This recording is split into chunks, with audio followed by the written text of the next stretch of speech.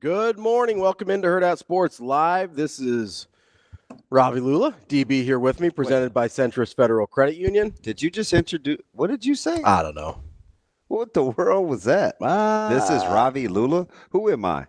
That's DB. I don't mean the casting crowns thing. Who am I?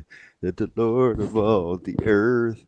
Shane, can I get a little volume in my headset here? Yeah, bud? I don't know what you're doing with your levels, little dude, but gonna need you to get your act together. That's a little. Oh, there we go. There we go. Okay, There we go. all right. There I we like go. the way you're- Okay. All right. That boy. Yeah. Your Lions hat must have been on too tight. We're on it this morning. Swear the magic happens, right? DB, how are you? I'm good. I have one more question. I don't know if you know this, but this is Ravi Lulla. Yeah, that was.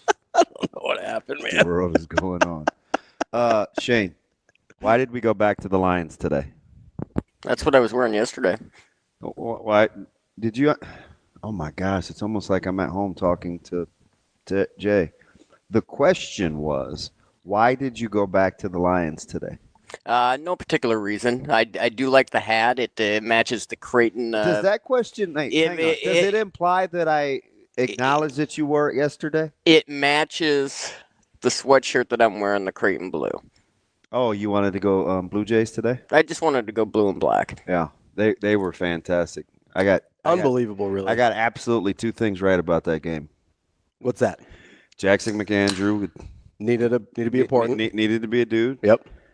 And Coach Mack and his scout is unmatched. Oh, Which was my reservation, right? Yes. I said when you picked Louisville, that was your yeah, reservation. I'm like, yeah. the only reason, the only thing that could happen is just Mack and his scout. Coach Mack is better at this than almost everybody else. That was a grade A bunda kicking. I mean, an annihilation, a shred job. From top to bottom, really. It just was. I don't know. We had to go back and I said, now I got to go back and dial into the second half because then I started to kind of relax a little and actually be social. Because it was, what do you think the kitchen felt yesterday? The kitchen over here? Yeah. I don't know. It was pretty packed. I think they felt overwhelmed. It was, they might have felt a little bit like Louisville. Oh, that's true. They had a little Getting a little, Louisville.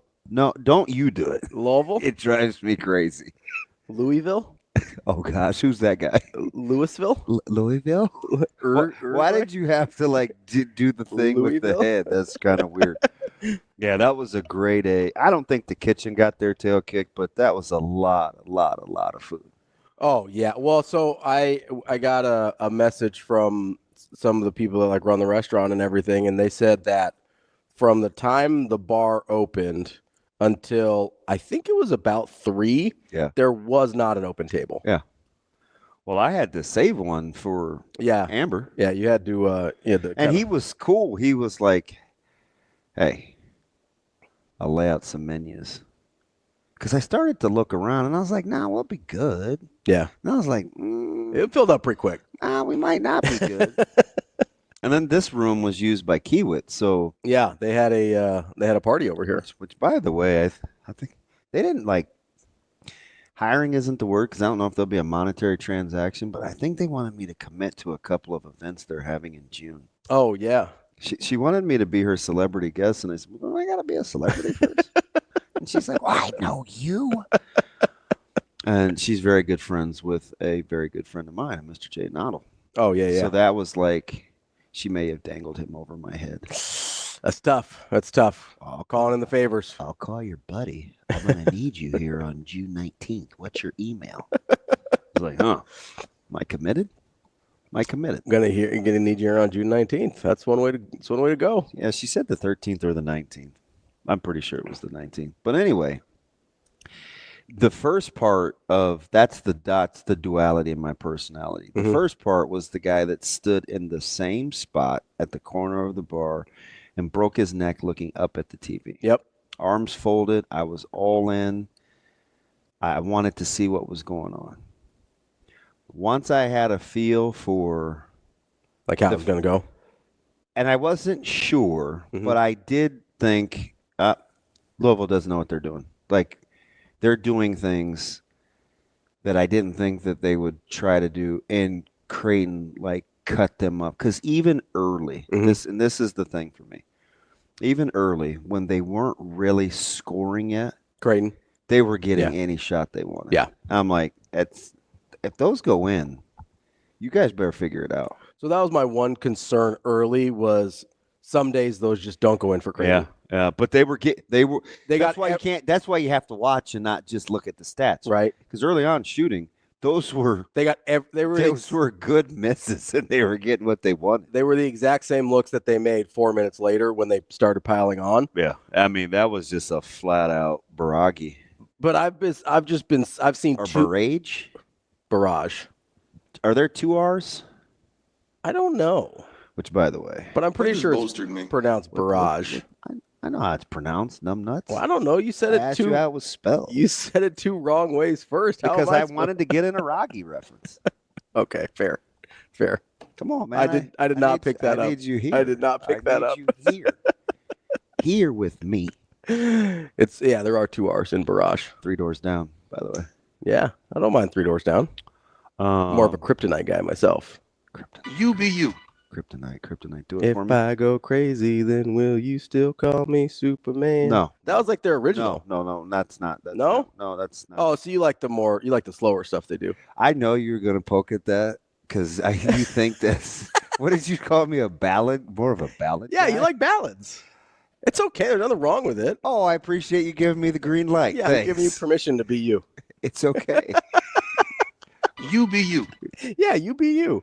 I'm Whatever. very much like Dion these days. I want people to play each other in the spring.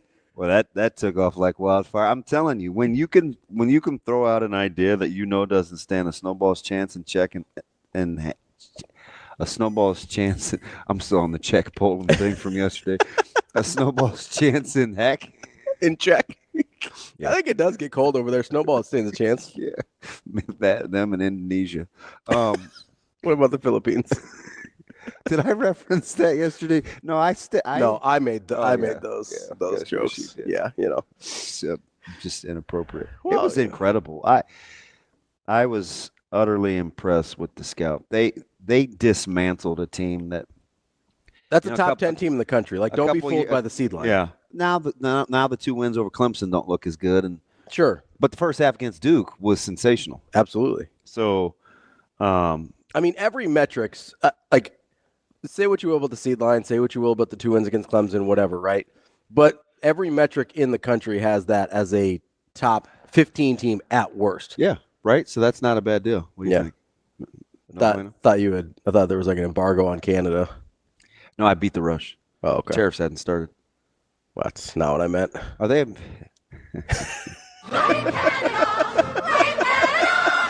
Wow, that's what we're on this morning. I'm like, not gonna. It's not, and there was never. There's probably like a 2-year embargo. But it's over with. It's just what we're on this morning. Huh? I'm not gonna roll up here with like some Tillamook and spotted cow. You know what I mean?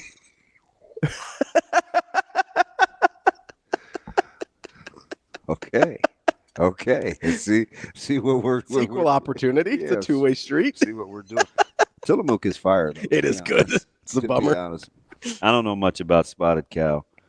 I know that. It's a wildly overrated beer. Yeah, so we got it. Somebody in my former life, somebody brought it up to the studio, and it was in my back seat. It was wrapped. Yeah. Do you remember that, Shane? Oh, yeah. And it was wrapped. It was in the back seat. Can I give like a lukewarm take? Not necessarily hot. Okay, give me is this a lukewarm spotted cow take? This is like a Luke May warm spotted cow take. Yeah, I'm a big Luke May guy. This is nice, thick, plush eyebrows. So to me, spotted cow is the in and out of beers.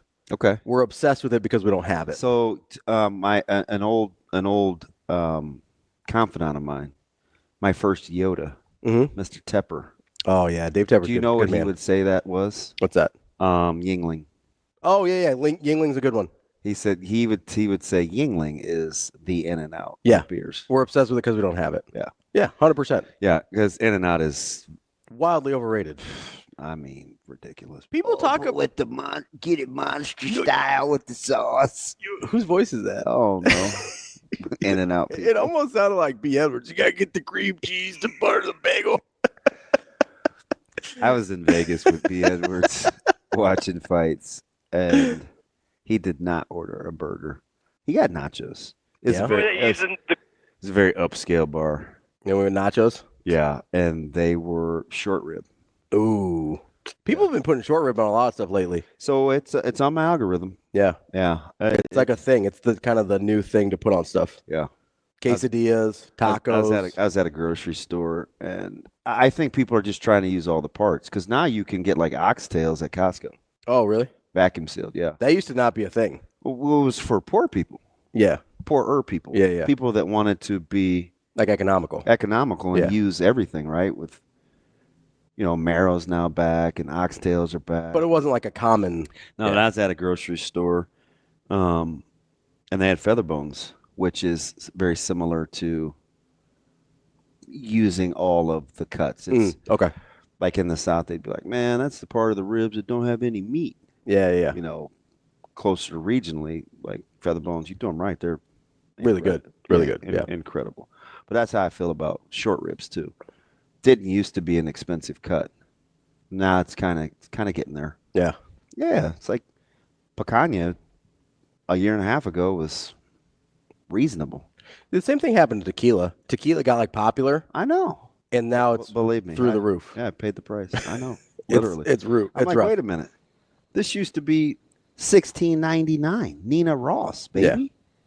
Now And it's- now we're like 24, Yeah. 27. But I do have a mid-level. I do have a mid-level taquilla that I would go with. like a mid-level exception, like the NBA, trying to make a trade deal. Yeah. By the way, shout out to your boy. I hope his butt's okay. Yeah, it's a little tailbony. Yeah. He fell on his tunchi. Fell on his bunda, as we would say. I feel like you're making fun of No, that that's. I was trying to help you out. word. Is it cool if I say ASS? No, I don't care. Ass. He fell on his ass. You can call it whatever you want. Like, ooh, DB, you almost said a cuss word. You and Timmy Vrzal. Timmy. Timmy. Sometimes he doesn't tell the truth. So like with the restaurant and the food, Mhm. somehow we morphed into the ribs and then the taquilla. Go with Lalo. Yeah. Lalo. Pretty good. Yeah. Yeah, pretty fantastic, especially at its price point. Yeah. It is incredible.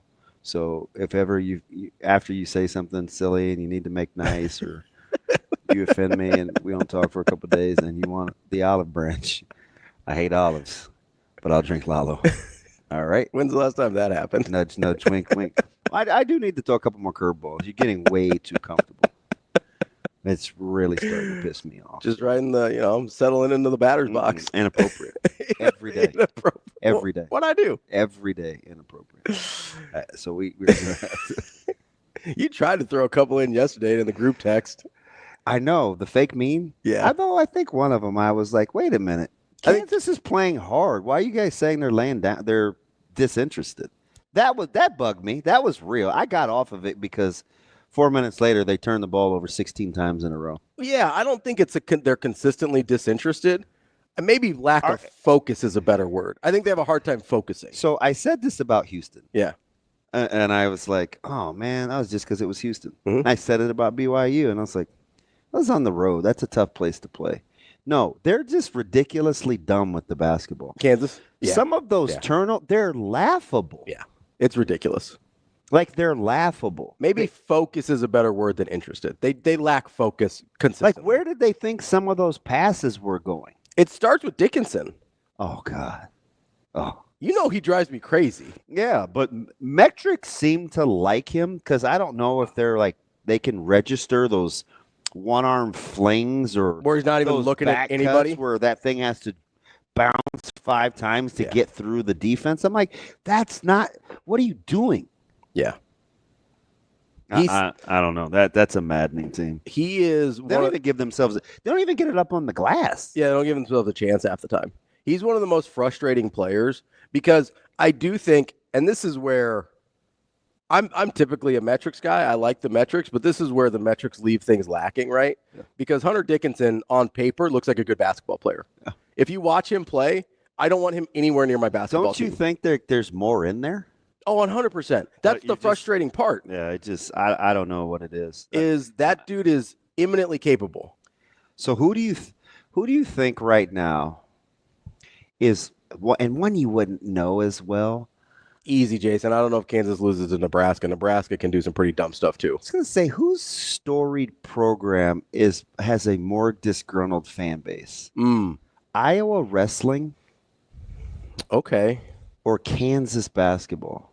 Iowa wrestling hasn't had a national champion not named Spencer Lee, I believe, since 2017. Well, so Penn State's kind of sitting on their corner And now, they're right? back-to-back years without a Big Ten champ.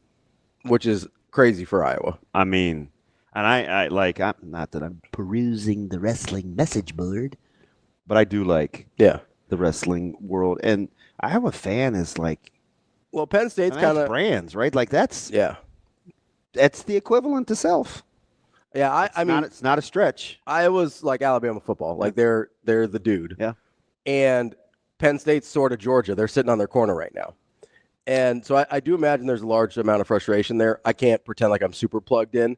The reason I would say Iowa's fan base is more disgruntled, though, is because we talked about this before. Self seems to get a lot of benefit of the doubt, whether it comes to roster construction. Was this the Mount Rushmore back-to-back days? Yeah. It's kind of been in general. That's how you feel about Self. Yeah. But I love Self. I think he's really good, but there's other fan bases that if they experienced what Kansas has gone through, I mean, think about all the first-round exits. Well, I think you just have to watch them play this year. I would be extremely frustrated. Oh, 100%. But I also wonder, like, at some point that's on Bill Self too, right? Yeah. Like, at some point that's partially on him. I shouldn't have even paused. Yeah, absolutely. You know, because Absolutely. he's the one that put this roster together, and he's the one that can't seem to get them to lock in for any significant stretch of time. It's like I do think winning the title just a few years ago helps him out a lot. But since then, second round exit, first round exit. Before that, second round exit. They did make a Final Four in 2018, but there's a lot of early exits for this team that is. Let's not go back to the struggles. You know, your Bucknells and your Bradleys and whatever else, right? So, like, these are, for a guy that is nearly untouchable, lifetime contract, right? He doesn't seem to get hardly any pushback from what I consider to be a fairly rabid fan base. Oh. Whereas if this, I mean, I get he's got another national title than Calipari does. I'm listening, yeah. But outside of the extra national title, which didn't happen for, let me check here, 14 years after his first one. In between.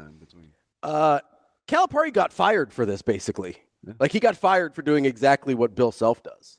There's a lot of guys at programs as good as Kansas where this would be unacceptable. Who had the best coaching performance of the day? Oh, it was Mac. Over Will Wade? 100%. Yeah. I all bias aside, I agree. Now, Will Wade did an incredible job. I can't even remember the adjective I used with Mac. He hit me with the power. I don't think I gave another adjective other than incredible. It was so the thing that I was most impressed with, because I expect them to get good shots at this point, right? I know there's some days they don't, but when he's got time on a scout and it's not a St. John's type of defense, I expect them to get good looks. Well, what I was so impressed with. It's not even a St. John type defense. It's the fact that St. John is familiar with what they do. And allowed you could say that against anybody that's seeing them for the first time. Yes. Advantage Mac. And I said that yesterday before they even played. You've said that a lot. Yeah. You've said that a ton. He's when people are unfamiliar with Creighton and Coach Mac, they're a ridiculous scout. They're a bear to deal with. But I expect them to get good looks, right? That's a given for me. What impressed me the most is Louisville could not get anything they want. T-Mac is right. He said, did Louisville do any scout? I couldn't believe it. The lobs at the rim early, and I'm like, what are you guys trying to do? Have you not watched? That doesn't work. No, it doesn't work for anyone. But again, people get that is a good point. People get fooled by the way Ryan Kalkbrenner looks. I am convinced of this. Yeah. We saw it with Peavy in Georgetown try and dunk on him 4 times and it not work. Yeah. People are confused because they see this guy who kind of just looks like a stiff. They don't understand that he's probably the best defensive player in the country. Oh, he is. And he goes and They He's go, certainly the most valuable. oh, definitely. Yeah, And- he's certainly the most valuable. And they look at him and they go, oh, we can get over him. We can get over top of him. Mm. We're more athletic than these guys. We can get that on them when they couldn't. No, you can't. It's been 4 years. Nobody can. How much pressure is there on Carolina and Duke? To carry the water for the ACC. And if you're riding with UNC, That's a roller coaster. now they could easily win For sure. But that's a roller coaster experience to be riding with you. And so here's the Sometimes thing, within the same Ole game. Miss has to understand, if you're disciplined, you can get what you need to against Carolina. If you play their way You're not going to get anything. and you let Carolina get going, You're in trouble. they'll look like they're good. That's the thing that I was so But surprised. they got a little Kansas in them too. Well, they'll have about 8 or 9 possessions in a row. Well, they'll give you live ball turnovers, 5 or 6 of them. And dare you to score. It's like, on them. okay, fellas, you're just not going to value the rock today, huh? That was the thing that impressed me the most yesterday with Creighton and Louisville was Louisville didn't get anything they wanted offensively. Not a single thing. The only reason they pretty much ever scored was because of outstanding. It was a tough. They're always tough shots. It was outstanding individual efforts by mostly Chucky. Yeah. Right? Like that was the unbelievable part of the scout yesterday was Louisville didn't get anything. And I don't want to say stunned. I was really impressed by the level of execution Creighton had. Yeah. So FanDuel apparently is not in the habit of giving away money. Mhm. But you know what his props were? One was plus 110. The other was plus 115. For who? Chucky Hepburn. Oh, for Chucky. Okay. Yeah. I'll take it. 17.5 points. Yeah. Plus 110. 6 assists. Plus 115. What'd he finish with? 22 and 6. He averages 6 assists. You should have just penciled that in. Yeah, I would say the 6 assists seems super low. But the 9 of 23 is not going to be what they're after. No. Not if they. So He had to, though. They weren't getting anything. here's the other thing. I was not. Edwards got worked. Yeah, he did. He was a non-factor. He got worked. Yeah. And I don't know if, I go back to the officiating in the leagues. Mhm. Big East, much more physical than the ACC. Yeah. But he's a really good defender. Yeah. And I don't know if it was the action or the constant movement, but you're letting Neal get into the paint off the bounce when just stop the dribble drive penetration. And he's going right. Yeah, and if he goes left, he's gonna spin. He's coming back. Yeah, he's gonna spin Coming right back. I was like, compromised. Yeah. Compromised. Compromised. I don't know how many good looks Jackson McAndrew was gonna get. In the first couple, I was like, oh, come on, J-Mac. Yeah. Then a couple get splashed down, and how about the place cheering with every basket? Oh, man, it was terrific. It was great I was atmosphere. like, this is like It was a great atmosphere. it was like being at CHI. It was. And then they have to, go back to eating. And then it was like, and during the 19-2 run, they just stopped cheering. They just went crazy because you weren't going to get every basket because they scored them in a flurry. So you'd be like, yay, Yeah, Yay. they just kept loud. They just Yay. stayed loud. yay. It's just like, They stopped eating. yeah, you guys, people just were gawking. Oh, yeah. And the shot making was incredible. So I think part of it, for me at least, I don't want to speak for everybody else, but for me, part of the reason I was so excited early with every basket is because I wasn't sure how it was going to go. Yeah. I wasn't sure how There was a lot of nervous energy. I wasn't sure how the game was going to go. So every time they scored, I was like, okay, that's a good possession. Like, that's a good opportunity. And especially with the way it started early where they missed some of the early shots, Yeah. that kind of increased that anxiety that it might just be one of those days where Creighton gets 40 open looks from threes and doesn't make any of them. Yeah. And so when they started knocking them down, I was like, okay, breakthrough. Like, keep it going. Let's keep rolling. Hey, was my guy anything like I described, or was he something completely different? Oh, no, he was cool. No, like his person. Is that what you get out of when I talk about him all the time? He was probably more low key than I expected. He's always like that. Yeah, just like real even keel. Always like Super that. chill. Yeah, that's the guy that gets you off the ledge. Yeah, seemed like a super cool dude. Oh yeah. Yeah. I could hang out with that guy. I was a little shocked with the whole crowd thing too, because that's not usually his style. Yeah.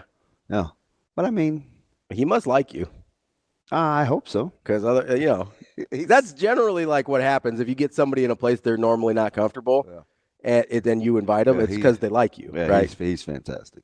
Like when I first met my wife, she like invited me to this, like to go on a little like sailboat with her, and I'm not like a huge fan of water. And so how did you stumble into having a boat? Well, we got a big enough boat that I felt comfortable. Oh my God. She got me out on this little snipe. I don't even know what that. I thought aren't those mushrooms? No big deal. I don't know. But there's the thing in there's Wait, Shane, is that a joke? Is that a fictitious thing people hunt over? Yeah, snipe hunting. That's the thing that they but make. It's a real thing though, right? I don't think so. I think it's a thing people make up to like play pranks on people. Like, oh, I don't even recognize. I know what we called a snipe when we were younger, but that's very juvenile and high schoolish.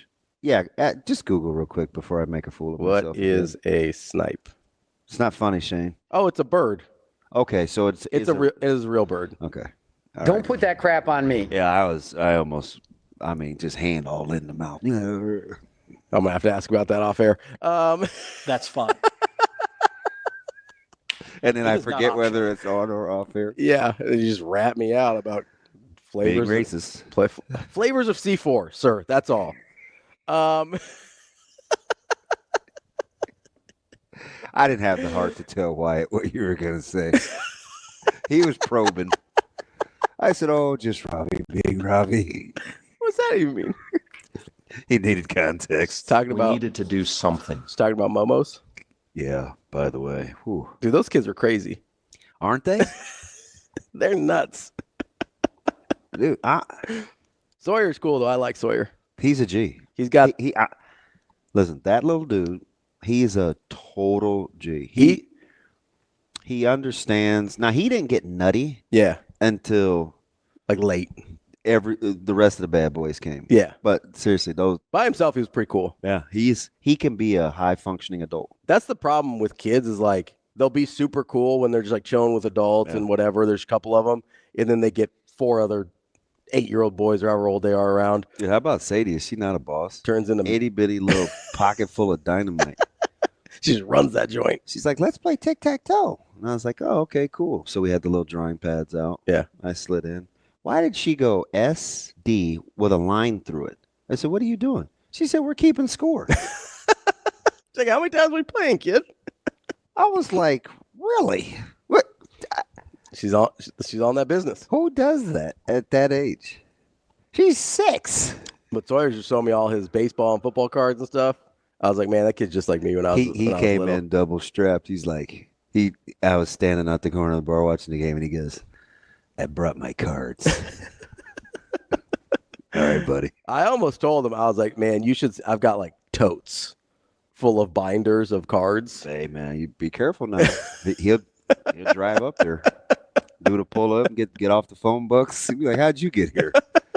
I drove. Are we expecting him today? My dad builds cars. No, I don't think he's rolling up today. Although they don't have school still, right? No, heck no. I asked. I said, you guys come up and those kids help with the show. Those kids never go to school. It is weird.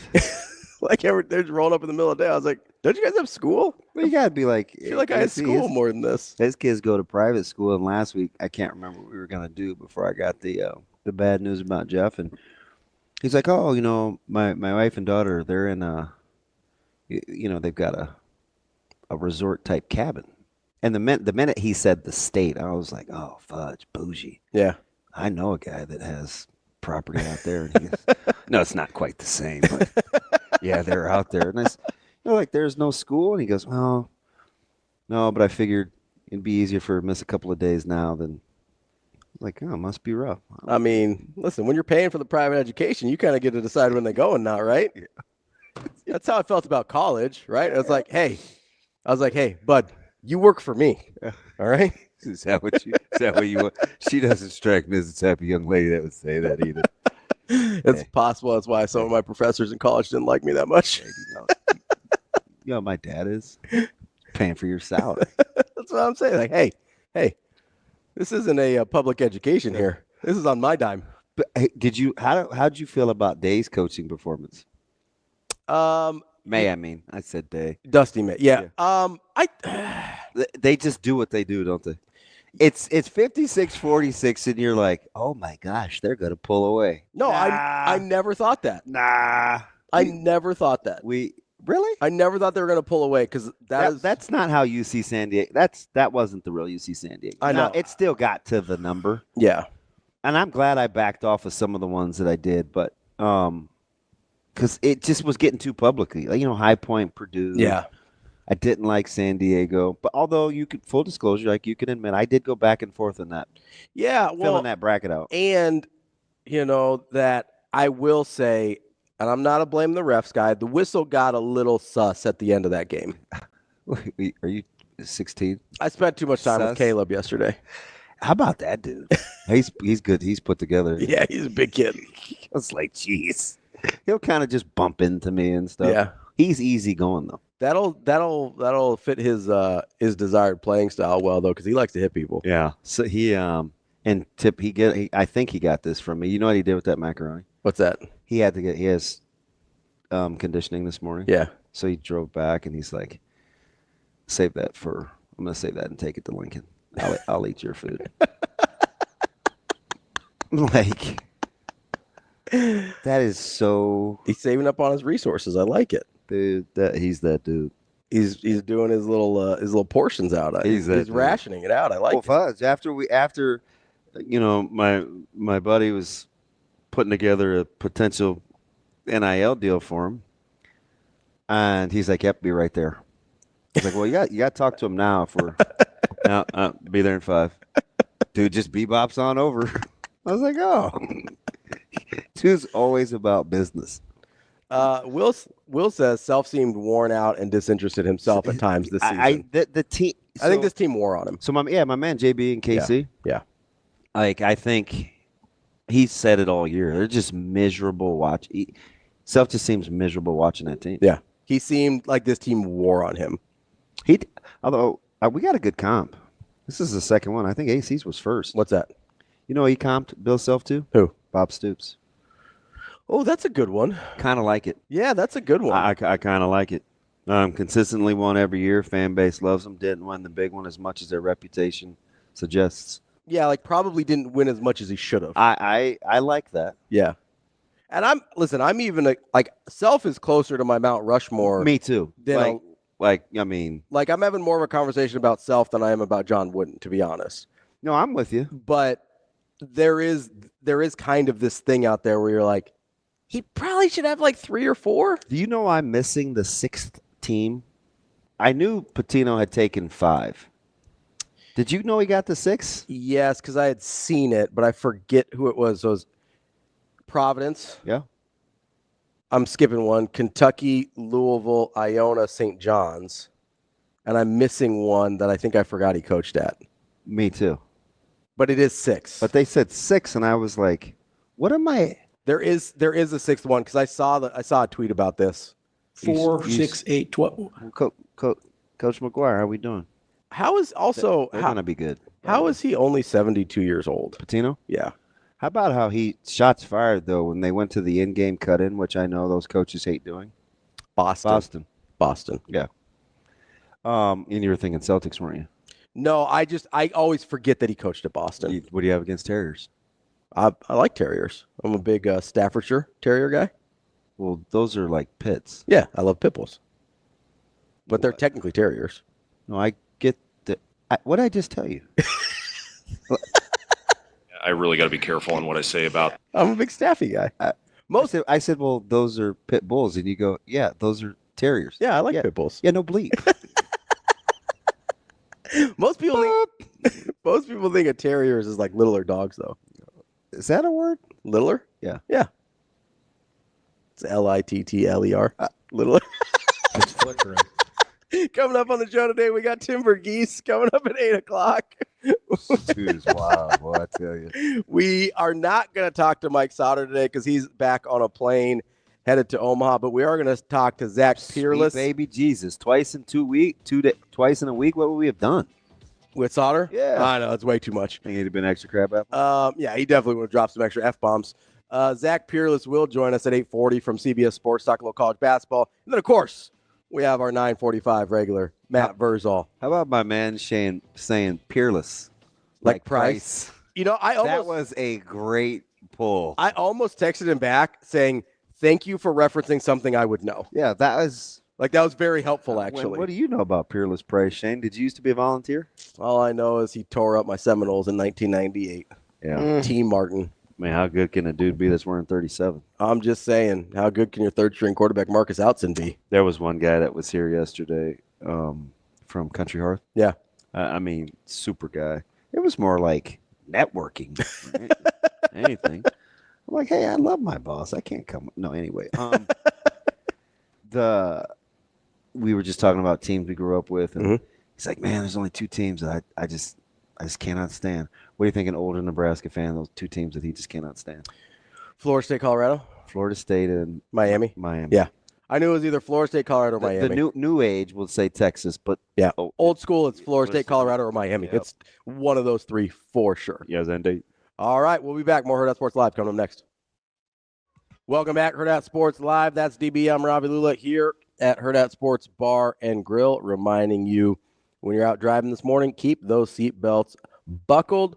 It prevents injuries and saves lives, but only if worn properly. This message from the NDOT Highway Safety Office. DB. Yes, sir. How are we doing today? We doing all right? I'm good. So if I feel like you should ask Amber yourself. Ask her the question you asked me. She'll respond. Ask her what? What did you ask me over break? Oh, she gets after it. What was the question, though? Oh, how does she consume that much? Yeah. It's impressive, honestly. Dude, I've never seen anything like it. So I'm not even judging. I want that to be clear. I just that volume of liquid I could not consume. Who else could get in the water and pull a boat? That was like my introduction. She's like, I got it. Listen, when I say no limit, I mean no limit. Like Texas Hold'em. I was impressed, honestly. Like, I saw her sock John a couple times, and it hurt me. I'm dead dog serious. Yeah, no, I don't think I would want to get hit. I'm like, that may shut his kidney. He's kind of yoked too, so he can eat it, but like one of those liver shots where you get a 30-second delay and then you collapse. It's whatever she puts her mind to. I'm telling you. Yeah. Super. Where do you think Sadie got it? You're gonna keep scoring tic-tac-toe, and she's like, oh, cat. Oh, another cat.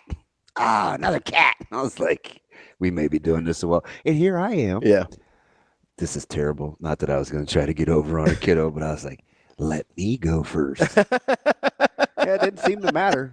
I don't know why I'm not good at tic-tac-toe. I'm just not. Were you competitive juices making you mad a little bit? Kind of. Yeah. Did you see me? Oh, you might have been talking to AC, but I scribbled it out. I was like, start over. Let's do it again. I did not see that. Yeah, well, I'm that dude. No. It's okay. All right. Competition it's okay. Competitive stamina. We like it. Kind of like, are you, so you've seen this thing now. Mm-hmm. I'm going to give you one more chance. Yeah. Are you in or out on Colorado State, Memphis? Who you got? It's a trend. Did any of the trendy picks hit yesterday? Not really. Yale got dusted. They teased us. UC San Diego teased didn't do us. it. They did. They Oh yeah, teased we us. were kind of Them and High Point both teased us a little bit because they made these runs, get 5. I got it. Yep. Guys said, nah, don't fall for the High Point. Said don't fall High Point, UC San Diego, or I don't think Yale was that trendy. I think we liked Yale. Yeah. Well, no, I think a lot of people, if they were going to pick, kind of what I said, if you're going to pick one. Okay. It would be Yale. Somebody has a perfect bracket. My guy Eric in his pool. Mm-hmm. He said we had one person in the pool, and I think they had 195 entries. Yeah. He said one person got that side of the bracket right. Man. Yeah, so here's where I'm having a hard time with Memphis because I think Nico's a better coach than Penny. Yeah. Although, but Memphis we hate on Penny, but he's done a pretty good job. His track record is pretty good. And I think he's sort of finally found the type of team he wants to coach. Yeah. Instead of getting a couple 5-stars that were for hire that he couldn't get to play. 100%. Yeah. Because we've talked about this before, that matters. Right. And I think people assume because Penny is this high profile guy that that would be his chosen. Right. He's an AAU guy, right? He comes from. Yeah, but even as Did you watch the whole deal with Shaq and the Magic? And Mhm. he's kind of a shy guy, though. Yeah. And he always has been. Didn't want to do the Reebok commercial, and the Sprite stuff. which is and why he used Little Penny as like an avatar. as a buffer. Yeah. Right? Between him and the rest of the world. Yeah, where you can talk through Little Penny. Little Penny. So I don't know. He's kind of a low pro guy. No, I get that, but his resume would lead you to believe he's a go get the one and done 5-star guys. Yeah. Right? The AAU background, the NBA background, coming up the way he did. And honestly, that's probably why he got hired. If we're being real, he probably got hired because they looked at him and said, oh, he can bring high profile guys. And you think to Medvedev Memphis. probably fills one of the remaining openings, right? I would have to imagine, whether it's Minnesota or Iowa or because I don't know what McCollum's going to do. Yeah, I don't think he has to do anything. Yeah. And we've seen already this guy is patient. They are still favored after opening up as the dog. Drake? CSU. Oh, CSU. Oh, Drake is one. Drake is one people liked. Yeah. And I liked Missouri. Yeah. I liked Drake on that one, but mostly because Swinging a miss on the whole Kansas City, whether it's Kansas or Missouri. Yeah. For those of you that live on State Line Road, my boy Dumas used to live off State Oh, Line yeah. Road. Yeah. I liked Drake. I think as a pure coach, I probably lean Nico. But Medvedev. yeah, I always want to say Medved, and that's not right. Medvedev, I always leave out a You syllable. might be thinking New York Rangers hockey. That's almost certainly not the case. Peter Nedved. No, he was nice. Unless he plays for my Winnipeg Jets, I probably am not talking about him. My man could skate. Or my guy Dominic Hasek with the scramble style goalie. Your guy. Well, actually, not really my guy because I don't like that style. It makes me nervous. I got a tricky one for you. What's that? Vandy and St. Mary's. That one is super tricky. I don't have a good feel on that one at all. Listen, how unesthetically pleasing is that game going to be? Oh, it's going to be horrifying. For those of you that haven't watched Vandy, you're going to wonder how they win games. At all. But they do. Mm-hmm. And St. Mary's is Grimy. one of the slowest, grimiest, muck it up, squeeze the peel. Not terribly dissimilar to Drake.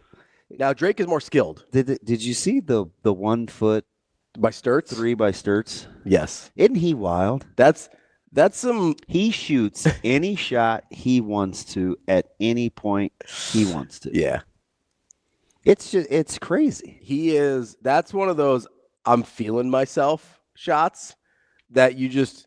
Like, not a lot of guys try that shot. And what are you going to say to him? Well, yeah, I mean, he's your best player. You've got some... You've got some leeway there. Is there any high seed that you're worried about? Troy's getting a little love. Yeah, I'll be honest. That's thick, man. 11.5. I don't have a good enough feel for Troy to feel strongly about that one. Honestly, the highest, and I know this isn't, they're a favorite, but they are a double-digit seed. I mean, I do think North Carolina straight up beats Ole Miss. I think that. I do worry a little bit about Iowa State. I don't know where they're at. They're used to playing without somebody good, whether Yeah. it's Jones or Lipsy or Gibson. But I think Lipscomb is a little capable. Yeah. And so I wonder a little bit there. I'm not picking that upset. I do like New Mexico. I know it's only a 7-10, but I do like New Mexico against Marquette. Gonzaga Max, he likes SMU. Ooh. As he says, SEC, he sounds like you. Getting 14 bids was ridiculous. Oh, it is. I mean, that's dumb. Gonzaga Max here for SMU. I don't know if I see that. I watched Smoo. Yeah, I don't know. I don't know. I mean, I'm not gonna say Grand Canyon because I'm a Maryland guy. Apparently, You like UConn? I don't like them, but I think they're gonna win. Yeah, I don't think Oklahoma's like again. They're basically Texas. They shouldn't be here. You're such a hater. I'm not a hater. You're 6-12 in conference. Go home. Not SMU. I meant St. Mary's. Like, you're 6-12 in conference. Go home. That's actually SMC. They're a college, not a university. Yeah, and I read, but I knew what he was talking about because we were talking about Vandy. Yeah. I don't know though. Is there anybody you like? So I know the game that I want to watch the most. What's that? Okay, I'm not You want me to guess? No. Yeah, you can guess. Okay. I'm just looking at the You can guess. bracket. And I'll write it down. Okay. I believe you. I believe you're not going to lie to me. The game that I'm the most interested in. The game you're the most interested in today. Today? To this day? It's not going to be Ole Miss, North Carolina, because you got to have a self-loathing thing. Come on. To this day. Arizona, Akron. To this day.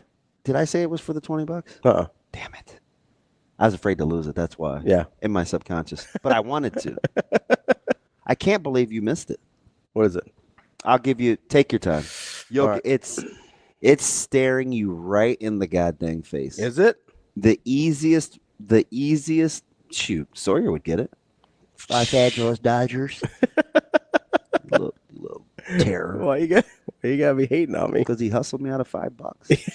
What'd you lose $5 to Sawyer on? He guessed my favorite baseball team. Oh, so he knew. No, he got 3 picks. Oh, really? We started with the Yankees. He was clueless. And then he said, I don't know, is it somebody in Carolina? And I was like, and I'm, again, competitive, so I made it count, even though there's no team in Carolina. I was like, nope, that counts. That counts. You know, and then he went through this process of elimination. I was like, damn it. Your favorite team, the Green Wave. It's easy. Take your time. Okay. I don't have a good feel here. I'm going to say Mississippi State Baylor. Xavier in Illinois. Oh, duh. I mean, come on, man. Yeah, that's on me. Staring you right in the face. It is. I was texting back and forth with Evan. So you're 1,000% right. Not one, maybe only one basketball text. It was all wrestling. Yeah. Yeah, that dude is dialed in with his squad. Oh, yeah. He loves them. Super dialed. I Yeah. was like. And some of those dudes are super cool. I've met a few of them when I was out there. Like, those dudes are super cool. Because basically it's me, Degenerate Aaron. Cody. Cody was supposed to be calling me. I can't remember what he wanted. He's supposed to be calling us this morning. I don't even know if it was wrestling related. But there's only like a handful. Yeah. I mean, Jess. Yeah. She hit me with Rich. Mustard. That's what I think of. I don't Every know why I time. did that voice. Yeah. Xavier and Illinois. Because whomever wins that game is kind of mystical, dangerous. So I wanted to ask you this. Go ahead. Who is the Mike? I mean, this is a talk show. Who is the Michael Brunts in terms of high variance it left in this tournament? Because I think it's Illinois. so that was where I was leaning. I think it's Illinois. The other team, I'm gonna let you guess one more. The other team I think it could be. That would have a run in them? Yeah, but could also be bounced today. Oh, I know who I think it is. Who? Kentucky. Oh, that's not who I thought it was. Is it better or worse than is Kentucky better or worse than Kentucky's better. Kentucky's better. Because they're capable. Yeah, I mean, 100%. those guys have double-digit losses, and I mean they own quad one. They're a 3 seed, double-digit losses. Weird. But second place in the Big East with. Do you have thoughts about that? Yeah, he's so principled. He's a little baby. He's like, oh, double-digit losses. I'm just saying. Just because you have 16 teams in your league instead of like 10 or 11. All right, Gonzaga Max. I'm just gonna call him Zaggy Max. Just call him. Max here for Gonzaga. I'm just gonna start calling him Ziggy like Marley. Who is it? North Carolina. Yeah, I think they can only win 2 more though. You think so? Yeah, because I was looking at their path. I think that's their ceiling. Ravi, they turned the ball over. I know. You've been watching. We've been interacting while they're playing, and it's. I think every time there's a stretch where they turn it over 4 consecutive possessions. So Ole Miss, that's one. You think they can beat Iowa State? Yeah. And you don't think they can beat Michigan State? No. Okay, that's fair. But I mean, an Elite Eight is a run. Well, it's a heck of a run. Yeah. It's a heck of a run. Yeah. I think two's their ceiling. Fair. Where Illinois, they could go to a Final Four. Yeah. If they're playing well. Yes. They've got length. They can shoot it. Super high in talent. Super high in talent. They have 3 pros. Yeah. 2 guys that are going to go in the first round this year. Yeah. You know, Carolina doesn't have – I'm not going to say any. They probably have 1. They don't have any first round pros. Yeah. So – which is I actually want to talk to you about that at some point. Like, I'm a little talent. I'm a little confused. Some of their guy now they lost one when Cadeau they lost what's his buckets, who was the number 2 or 3 player in the country when Caleb Love committed, but he's not playing well, so I don't know if he would have been good or not. But the recruiting has been better on paper than it's really panned out to be, because they still don't shoot it well enough. Yeah, I have some questions about that. We can get to that later. We don't have to poke at those guys. It's fine. I'm not poking. I'm curious. I'm genuinely curious. Glad to see you switched up your C4 flavor too. We'll get back to Tim Verghese here. Ice cream, mustard. We'll get to Team Verghese here on Hurrdat Sports Live. Coming up next. We're back here on Hurrdat Sports Live, presented by Centrist Federal Credit Union. That's DBM Ravi Lulla here at Hurrdat Sports Bar and Grill. We are joined now not by Tim Vrzal, but by Tim Verghese of Inside Nebraska. Tim, how are you this morning? Hey, not too bad. How about y'all? TV, what's up, buddy? Do I ask, are you a March Madness guy? I feel like the whole "how's the bracket" is not really good radio, but we don't do radio, so so we can do whatever we want. Do whatever we want. How's the bracket? No, I'm definitely keeping up. I'm pay some attention to college basketball during the season, and then I'm in it in March. So yeah, I'm pretty locked in as much as I can be, but different things going on, and you know how the day goes. But yeah, I've been tuned in for games yesterday. I'll be tuned in all weekend. Are you on the move? You're going to be traveling, considering we don't have you on video. Somewhat, but also I'm in the process of moving apartments, and I am without Wi-Fi. So still figuring that out. Did you want to move, or did you have to move? No, I wanted to. Well, it was just the end of my lease, but yeah, I ended up moving just closer to downtown, so I'm pretty happy with it. Oh, making the big bucks. Hey, is Zach looking for anybody else he wants to work with him? I'd like to live downtown too, man. Hey, so as we get close, we're actually within a number of days in which I can count the hours, whatever 96 plus 24 is, but so I can't really count 120. 120. Yeah, knock it off, all right? I'm just trying to process out loud. Yeah, Tim, I don't know if you know this. I got a partner that most days I'd rather choke than talk to, but somehow we make it work. I'm from a part of the country that likes their math, so it's fine. Wow. TV, as we get closer to spring, I give you all access, but you have to stay there. Who are you going to watch on day one of practice? All access, I have to stay there. You have to stay with that position group. I'm going to, and this is cheating a little bit, but I'm going to the D-line edge group. Oh, you want them all, huh? You just the front. Yeah, I want to see Philip Simpson working with guys on pass rush moves, and it's all the guys that are coming off the end, and Deshaun Williams and Renari, Willis McGahee, those guys. I think that's probably the room that has the most intrigue for me, just in terms of I just want to figure out where these guys are at this point in the spring. If you could draw it up in a lab, where would Williams? What size would he be for you? Weight wise, he could go. He in Renari. What weight would he play at if you could put him together in the lab? Because he has a lot of range. Yeah, I mean, for me, hypothetically, I mean, they say he's at 270 now. Like, ideally, I'd want him up to maybe 280, 285, but that's like pushing it. Even like 270, like I wanted him at 270 for this season. And the fact that he's already there, I'm very interested to see what they get him up to by the fall, or if they just keep him here. Because I think 270 is a pretty solid playing weight for him as a sophomore, considering what I think he'll be asked to do, which is primarily just rushing off the edge. If weight was important to one or the other, is it McCullough or Nwaneri? I think it's Nwaneri, because we've seen McCullough produce at his current weight. We've seen him be able to rush the passer at an effective level. I mean, for his long-term career, I think Deshaun's going to have to get up a little more, but at this point in college, I think he's fine where he's at.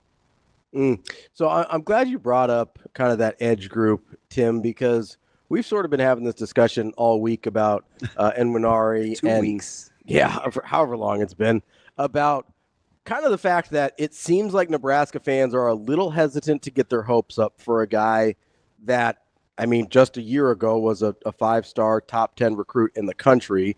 Normally we'd be losing our minds over a guy like that coming to Nebraska. And it seems like people are a little hesitant.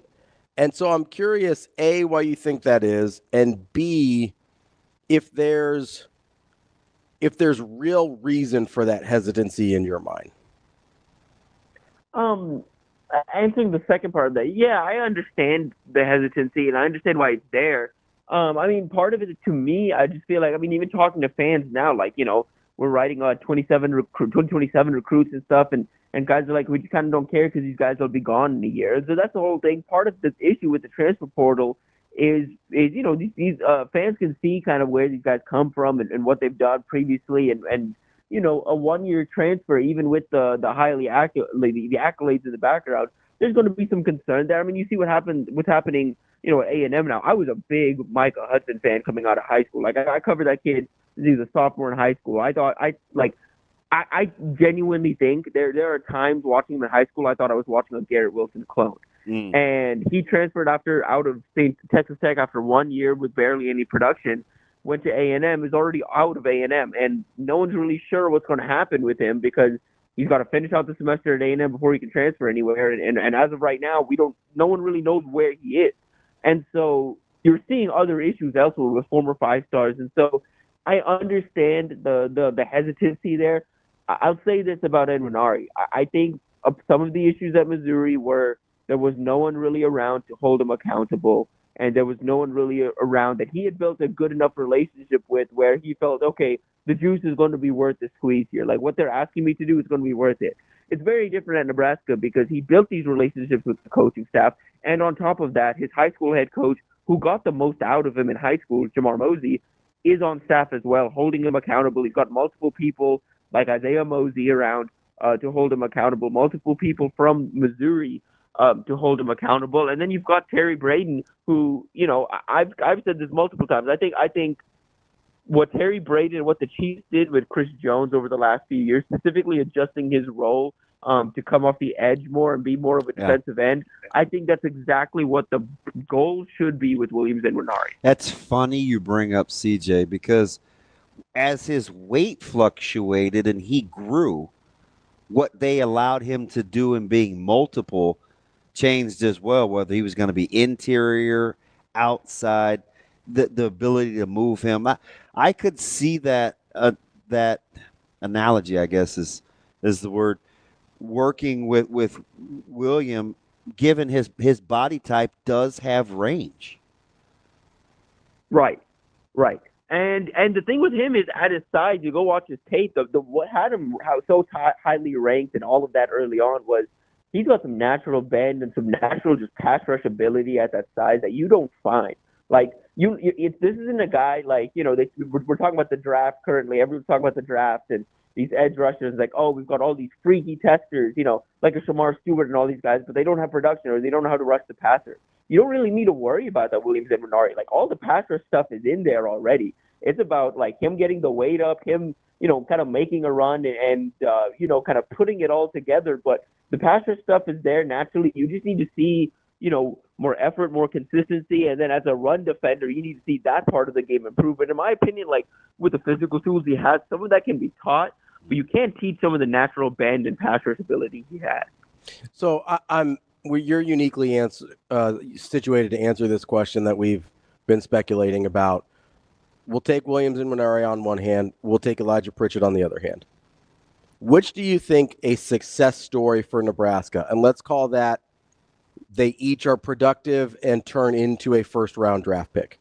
So that's a pretty high bar, I would say.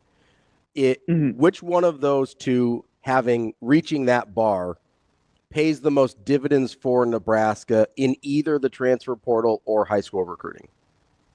I think Nebraska would get more credit for Pritchett if they were able to get the most out of him, just because there's film on tape of him not being good, and there's film of him being inconsistent. And that Alabama film last year, there's some games where like, okay, you can kind of see the vision here. Then the games out there, it's like, oh, just burn this tape, like throw it all out. Like there's nothing good on here from him. Like that's just the reality of the situation. And so I think with Enwinari, like, you listen to Deshaun McCullough say that's a guy that can be a future first-round pick. They've been saying this about Williams Enwinari since, he started putting weight on in high school. He looks the part of a future first-rounder. Like, there's part of me that thinks, yeah, Nebraska could probably get a really productive player out of him and potentially a future first-round pick, but they might not get the credit because people will just naturally credit the natural physical gifts. Just be like, oh, well, good on Nebraska for getting him, but, and, they'll also dismiss it as, oh, Jamar Mosey was on staff. It's just because of Jamar Mosey. And, all these different things. But I think Elijah Pritchett, that's like, oh, you went out and got somebody. You saw something no one else did because, at this point he had a year of inconsistent tape. And you went out and you developed him. And also for Donovan Raiola, that's the reclamation project he needs to, like, stamp and get out there on the recruiting trail and be like, hey, Jackson Can't. Well, here's an example of us developing. Hey, Kenny Pepe, here's an example of us developing. Like that's something that would probably change the ceiling Donovan Raiola would have to recruit with as well. Tim, so okay, that's day one, and Coach Rowe's like, man, Tim, you really know ball, man. I'm gonna bring you back for one more day, but you have to fill your content for a week with this one remaining time that I'm gonna let you shoot your shot again. You're done with the edge rushers and the front. Who's the next group for the week of content? If I need to fill out a week of content, I'm going to the DB room because there's so many names. I could get a week out of content of just like, okay, here are the guys to watch in 2025. Here are the guys that I think could make a jump in 26. And if you really want to, let's stash away some of these names for 2027. Yeah. You might get a week's worth of content just naming the guys in the room. Yeah. Although I will say this, I think that's the room that will thin the fastest. Mm-hmm. That room will thin out the fastest. So, you know what I thought you might say, and it's not because of the volume, but I thought you might like the tight ends. That's a very interesting room, and I think they're a little overlooked. Yeah.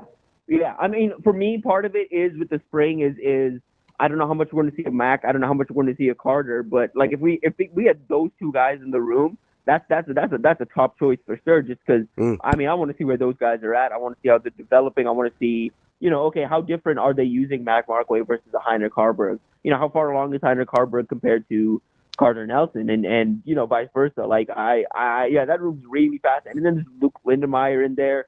You have so many different names in there right now that really fast. I'm still fascinated by what Eric Ingerson could be. Yeah, me too. A guy that doesn't need a babysitter, and he's a big, strong, mean kid. Like he gets it, and I think we've kind of forgotten about him. Yeah, absolutely. Especially when you think about who got promoted or who saw the field more once Dana Holgerson took over. It was guys that, like you said, don't need a babysitter, can take care of themselves, can block, can go out there and do things. We talk about Ingerson as a potential position change candidate down the line as a guy that could potentially move into offensive line or whatever, but you like the blocking ability already at tight end. Like, again, what if, like, there's a world where I just don't think we're talking about him enough in that tight end room. Yeah. So it's funny you bring Ingerson up because I've been thinking a lot about him in relation to the Nate Borkature departure as well, and that's a guy, at least body type wise, he's kind of one of one in that room. Yeah, he's significantly bigger than Lindemeyer. He's more of an inline guy than a guy like Carter Nelson if he came back to tight end. Yeah, he's the most natural of the combo guys in terms of his frame. But he sort of seems like he almost did sort of, I don't want to say push out, but like his body type sort of replaces the Borkature body type, right? Because Borkature was the one of one in that room before. And I just wonder how much the one had to do with the other, if that makes sense. Right. Yeah, I mean, I don't know. I don't know if it was as much that. I mean, like the Borkershire thing is yeah. I mean, the numbers I've heard that he was getting, like he kind of had to enter the portal, And just he, and it's he like, he hey, wanted this is money tape. He I think Yeah. he it just to secure kind of the not secure, but to be in a better spot to get paid to play. I think he wanted opportunity after opportunity. So I think he went where he could play the most. Yeah, for sure. And yeah, I mean, you would think so, but also again, you look at that A&M tight end room, and you're like, are you sure? I don't know. I'm very interested to see how this fall goes for him. Tim, as we kind of think about spring football here, I wonder how you feel today about a guy like Mac Markway, because I know we're not going to see him in the spring. But speaking of guys that we sort of haven't talked about a lot, and I understand it more with Markway than I do with Nwaneri because of how he showed up here. But is that a guy that you think, in terms of how he'll be impactful in the fall, we should probably be talking about more? Yeah, definitely. Because I think if you're hesitant about Markway, I think you should go back and watch what he did at LSU. This isn't a guy that was unproductive at LSU and then bounced after, like just being frustrated by a room that was more talented than him. This is a guy that produced as a freshman, did all the right things, and by all accounts, you talk to people down there, like he was a good competitor. He worked hard. He did all the right things, answered all the questions, saw the field, and was a very sound tight end. But what LSU's offense is doing and what you're seeing them doing is a completely different thing with their tight ends. They brought in 2 6'6", 6'7" tight ends, and just have those guys out there now. And so, like they had Mason Taylor at the top of the room. Like they just asked for a different thing out of the tight ends, and so Markley just wasn't a fit in that room anymore. But you look at what he could do in Nebraska, and you look at the room at Nebraska, where you got Heinrich Harburg at the top, a big body, big athletic body that can do some things, but you're not really sure how many things he can do yet. You don't know if you can trust him to block just yet. You don't know all of those things. Then you've got Lindemeyer, who's a good blocker and can do enough in space, but you don't really know how much. Then you've got Carter Nelson, who's complete unknown for the most part, just because it's a position change. You got to figure out the blocking. You got to figure out these things. Markway at the very floor from what we saw at LSU, is a good blocker, can line up in line, can line up in space, can do more than enough in space as a pass catcher. Can do some of those shallow routes and turn upfield and run. And when you're running, like multiple tight ends on the field and you're going heavy, he doesn't have to be taken off the field for another tight end. You can line him up right inside with those other guys. I think at the very highest floor, he's Nebraska's safest and most I guess outside of Lindenmeyer, most reliable tight end. Just because I think Lindenmeyer is that at this point, is the most reliable as a blocker and a pass catcher. But I mean, Markway's right there, and that's why I just think he's a safe pick. Very high floor, high enough ceiling that there's still, some untapped potential in there. Yeah, he's a guy that I think is going to play a good bit this fall. So, okay, so we went DBs and we went defense, like kind of defensive line, kind of by design of where your interest lies for the spring, that none of the offense kind of cracked or piqued your interest if you only got a couple of days. Yeah, I'm interested by how the offensive line figures itself out, but there's so much unknown there, and two, with the injuries, I just don't think we're going to get a clear enough picture of that line this spring. I think that's going to be like figuring out the tackle spots and figuring out where to slot like Henry Lutovsky in. It's something that's going to have, and Gunnar Gatula in. It's something I think is going to have to wait for fall camp, and so that's why like offensive line is something for me that I'm just waiting until fall. And then the receiver room, like I'm very intrigued by that room, but weirdly, I'm comfortable with that room. Like, I know Dane Key's wide receiver 1. I know Isaiah Hunter's coming in with some production, and I know he's going to play something of a role. We know what Corey Barney is. We know, multiple people, staff members and talking to sources and everyone talks about Hartley Gilmore at this point. You figure that guy's going to contribute. And then, yeah, you're intrigued by the room behind him. Where's Cortez? How far along is Cortez Mills? We've heard he's pretty far along.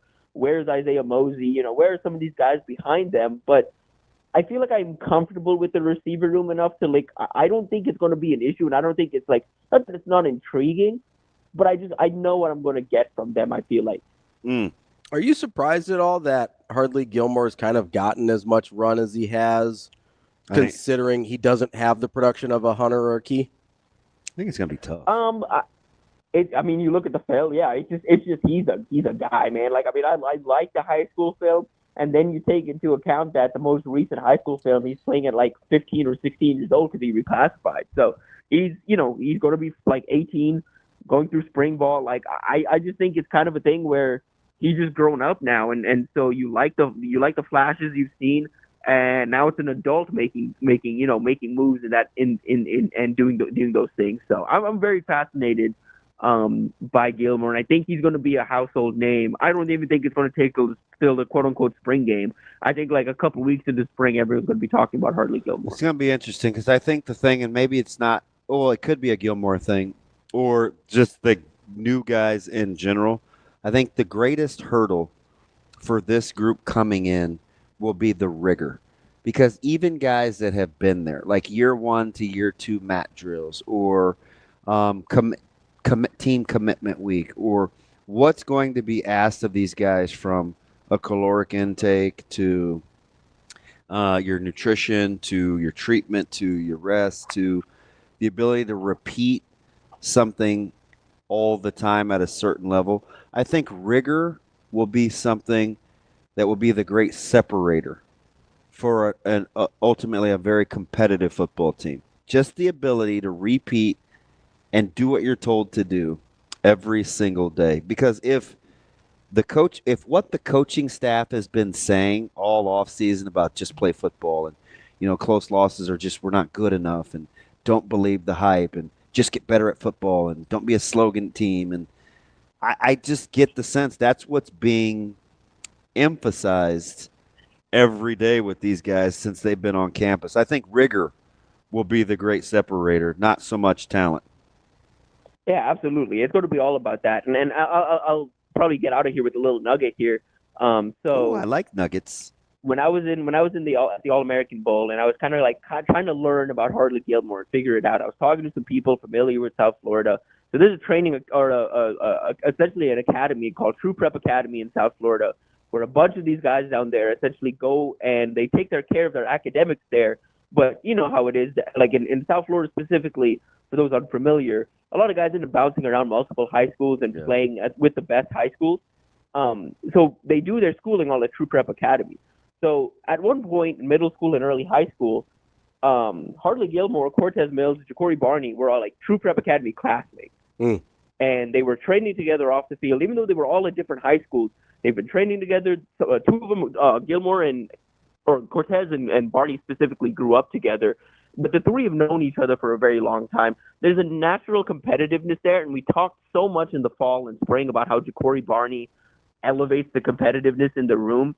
What if there's three guys competing at the same level and they all are competing against each other and they've known each other for years? That's going to elevate the whole room, the competitiveness between that whole room. I think those three guys are going to bring out the best, not just in each other, but they're going to push Dane Keys. They're going to push Isaiah Hunter. When Demetrius Bell gets back, they're going to push him. Like, it's going to be good for the room that those three are in there competing against each other and competing against the rest of the room. That's our guy, Tim Verghese. Not bad, TV, man. I look forward to this segment every week. That's not going to get much more comprehensive, man. Well done. And we'll try and get your name right next week.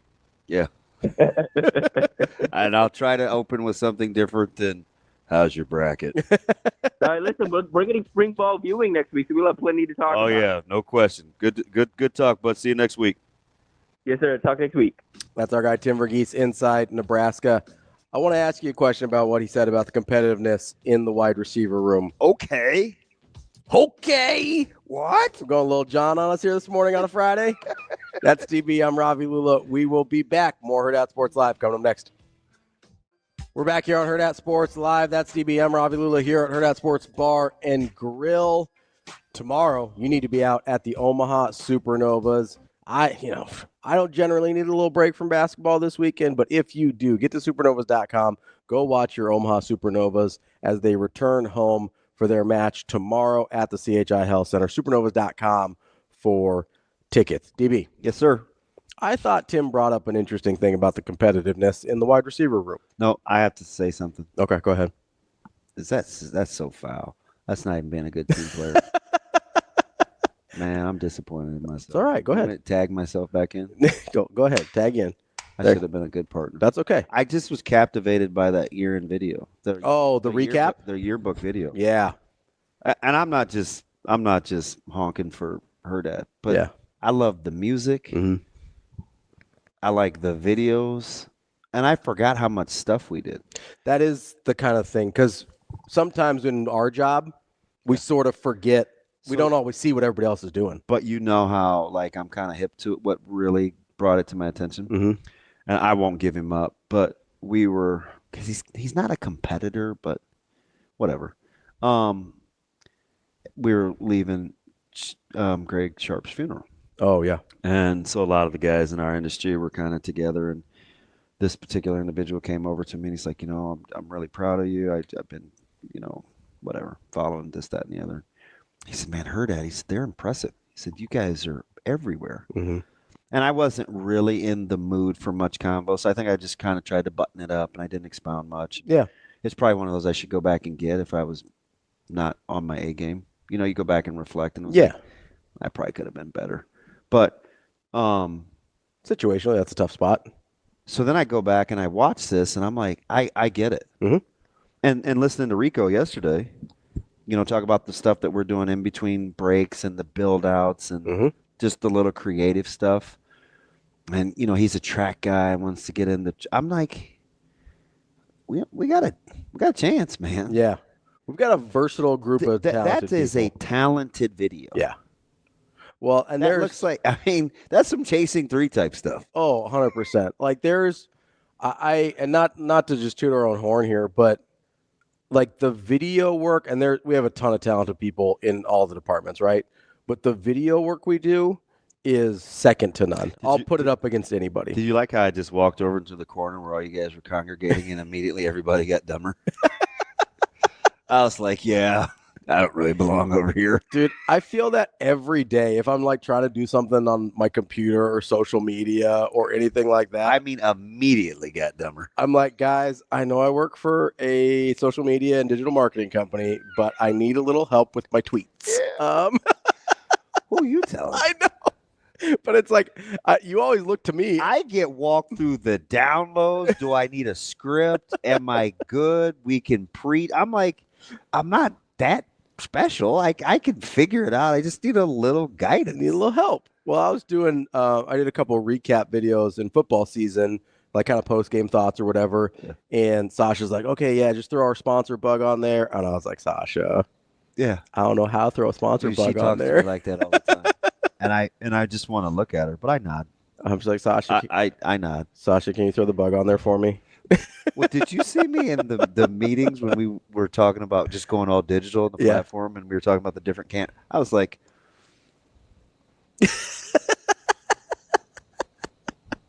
no, I promise you guys, I care. I just don't know what you're talking about. No, but go ahead, because of all the guys we talked about in the tight end room, can I just say this real quick? Yeah, or do you want to do? No, go ahead. The wide receivers. Go ahead. We got all day. The most dynamic of the bunch, proven. Mm-hmm. We even bring up who? Parberg. Yeah. I think we didn't even talk about a top 6-7 athlete on the team. Talking about that room, the tight end room interests me greatly. So I'm a little hesitant on Harburg because that's unfortunate. Well, I just don't know what to expect. I'm just playing. I just don't know what to expect. Right? Yeah. I don't know if to expect a true tight end. I don't know if they're going to use him sort of in a H-back Kyle Juszczyk role, where they're moving him around from backfield to H-back to inline tight end to split out wide. Like, I don't know what to expect from him. Yeah. So I have a hard time getting excited about, like, the athleticism and everything, sure. But I also know how hard what he's trying to do is in terms of, hey, I've been a quarterback. Oh, by the way, I was 5-2 as a starter. I'm a quarterback. To, oh, I'm a tight end now. And I was super impressed by what he did in the bowl game in that short amount of time. Yeah. And I was super impressed how fast he got better at quarterback too. So there's a level of confidence there that he's a smart guy and he's going to figure it out. but I just don't know what to expect, so I have a harder time with him. You know what I mean? Like a little bit the same way with McCullough. I don't totally know what to expect on how they want to use him. Like right now, he's working with the Jacks, right? Would I be shocked if he ends up doing something a little different over the course of the season? I don't really know what to expect from him. Yeah. When you look at – so they have a couple of those long body guys, right, with Javen and – like the super long arms, the wingspan, yeah. And I'm amazed sometimes that Buddha can play inside. Because of his build, the way, But he's come from playing on the third level where he's used to having things happen to his left or to his right. Because we undersell that. Yeah. Well, I do think there's a huge... We totally undersell being even-handed as a defensive player. It's not something that I've ever even thought about, I don't think. Going from inside to a side. Like most guys have a preference. Yeah. That makes sense, but I've never thought about it. Right. It's why guards can't just naturally play tackle. Sure. It's like although that feels a little different because it's closer, yeah, but it's the same premise. Right? If I'm an inside guy, if I'm an inside backer and a 3-front, and there's 2 insides, 2 outsides, things can happen to my left, to my right, and they can be downhill. It's not going to sneak up on you on an edge or a side because it's coming to your side. Because it's coming to or you. It's not. Yeah. You're either chasing it across the field. It's different, or it's coming right at you. It's vastly different. The reason I didn't think of tackle versus guard is because I would kind of imagine if you're an inside linebacker and you're comfortable going both ways, to me that feels more like a running back that's comfortable running to either side. Yeah. As opposed to, because like a tackle and a guard feels more like an outside linebacker versus an inside linebacker. Well, some guys are used to having guys to their left and to the right. Yeah. Some guys aren't. They kind of like having the almost insulation of a. It was just crazy to talk about the tight end room and Harburg barely came up. Yeah. I think Tim mentioned him in passing, but wasn't really sure what to expect from him. Well, we started with Markway and Ingerson. Yeah. Right? I think I have this theory. I don't know if it's right, but I think part of the reason Borkacher went to go look for playing time, I think Ingerson kind of like market corrected his position. Yeah, I'm curious. I don't know. That's how I feel. I don't know anything. Yeah, but if you look at body type, age, that potential for development, very hyper competitive room because your most competitive person is a guy that gets a ton of work in Harburg.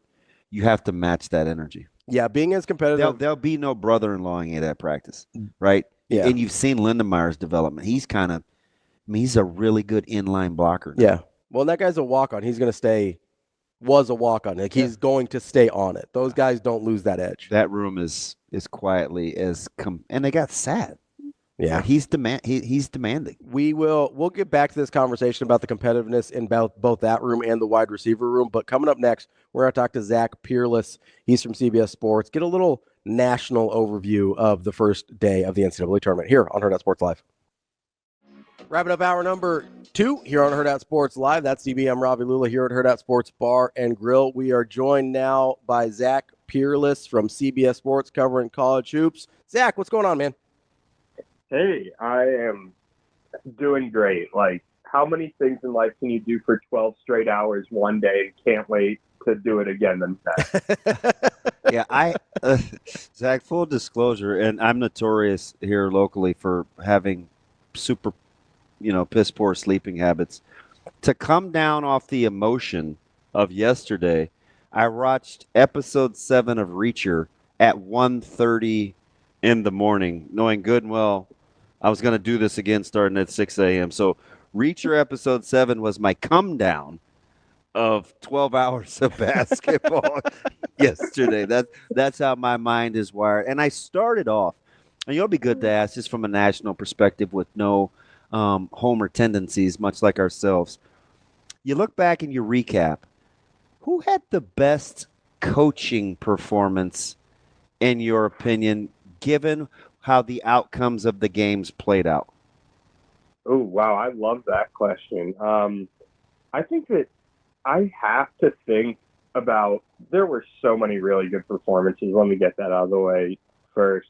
Will Wade and McNeese, like, this is a guy who his players know that he's leaving, and they still played their hearts out for him and had an incredible game plan. It was, I know that the game ended up, McNeese only won by 2, but they were up by 20 plus. And, if this had been a boxing match, it would have been called off in the 5th round. Like, this was a dominant performance. It really looked like, sometimes it looks like when you get to this time in March, sometimes you get all these popular upset picks and they just don't really have it athletically or size-wise, or there's just a difference in overall skill level. McNeese was the team that looked like they were just like the bullies on the playground, dominating the glass, like throwing down ridiculous dunks. They're up like, I think they were up one or two possessions late, and they have guys throwing down reverse dunks on fast breaks. Like, this team came in, they were not afraid. They were not worried that Will Wade, has essentially admitted that he's taking the NC State job. And they really dominated a really good Clemson team. So, Zach, it kind of two things on Will Wade and McNeese State here real quick. Number one, it kind of reminded me what you're talking about there, sort of the confidence, almost overconfidence, but just looking like the better team. I'm not sure I've seen that in an upset to that degree, especially in a game that was still or got relatively close, since we were looking at Florida Gulf Coast and Georgetown, where it's just like, oh, that team's just better. Yeah, no, I think, like, one of the things that impressed me the most, a lot of times when you see these upsets, like, you think, oh, maybe it's, one guy leading the way. McNeese had more points off its bench than it did from its starters. Like, this is a really, really talented team, deep, physical. Like, Will Wade, just like, what a job assembling his team, making sure his team, a lot of guys would, just kind of pass off the have you talked to NC State as, we're focused on this season. I think that he understands that his guys understand the business and the fact that he is leaving. So the fact that he had them so well prepared, and, like, you can tell that they love playing for him. He really loves this team. Just because he is going to be leaving at some point in the next month doesn't mean that changes. Like, he is really dedicated to this team. His team is really dedicated to him, and it's a really good team. So, Zach, one last thing here. Part of me wonders, because I totally miscalculated this McNeese team with the talk and, I guess, confirmation of the NC State job with Will Wade. But part of me wonders if, since it's become more of a business for the players, like, how many of those guys are playing for a spot to go to NC State? That's what he told them. Like, he's like, hey, whoever plays the best can come with me. I mean, that's a relationship with your players. Like, it's become a business for the players too. Like, I totally miscalculated that. Yeah, no, I did as well. Like, I, and that's the other thing. Like, McNeese has obviously gotten a lot better under Will Wade. The guy is an incredible, incredible coach. And you're right. Like, this wasn't even his best team at McNeese. They still just, like, you're right. The players, they're looking for their future too. I sometimes think about now at this point in college basketball, like, you would always hear in the NFL, like, everyone sees everything. Like, you want to put every good rep on film. And that's true in college basketball too. Now, I think that they're still playing for their team first and foremost, but you're absolutely right. Like, every single opportunity you get to impress someone, you should take advantage of it, because there is so much player movement now. All right, let me ask you. So I think two of the other top candidates, and of the show, I'm probably the resident ACC honk, because I cheer for Carolina, and it's the conference I think I kind of watch the most, not named the Big East or SEC. So I'm going to give you two candidates, because I thought what Coach Mack did, and we said yesterday, and we're obviously close to Creighton here, and his ability, his scout, and his preparation, I think, are bar none. I've said since he's been in the Big East, if you only see them once, advantage him, right? He's turned his staff over. He's the constant. But another one, and what they did to Louisville yesterday, especially early, even though shots weren't going down, they got the offense they wanted. Louisville was flustered defensively. I thought he was fantastic. But I also think Coach Cal and what he did with reintegrating Boogie Flan, they had played better without him. I know Kansas is a turnover machine, and some of that just goes with the territory, but I thought he managed the game late as well. If I give you the next handful of coaching performances, do either of those two make the cut?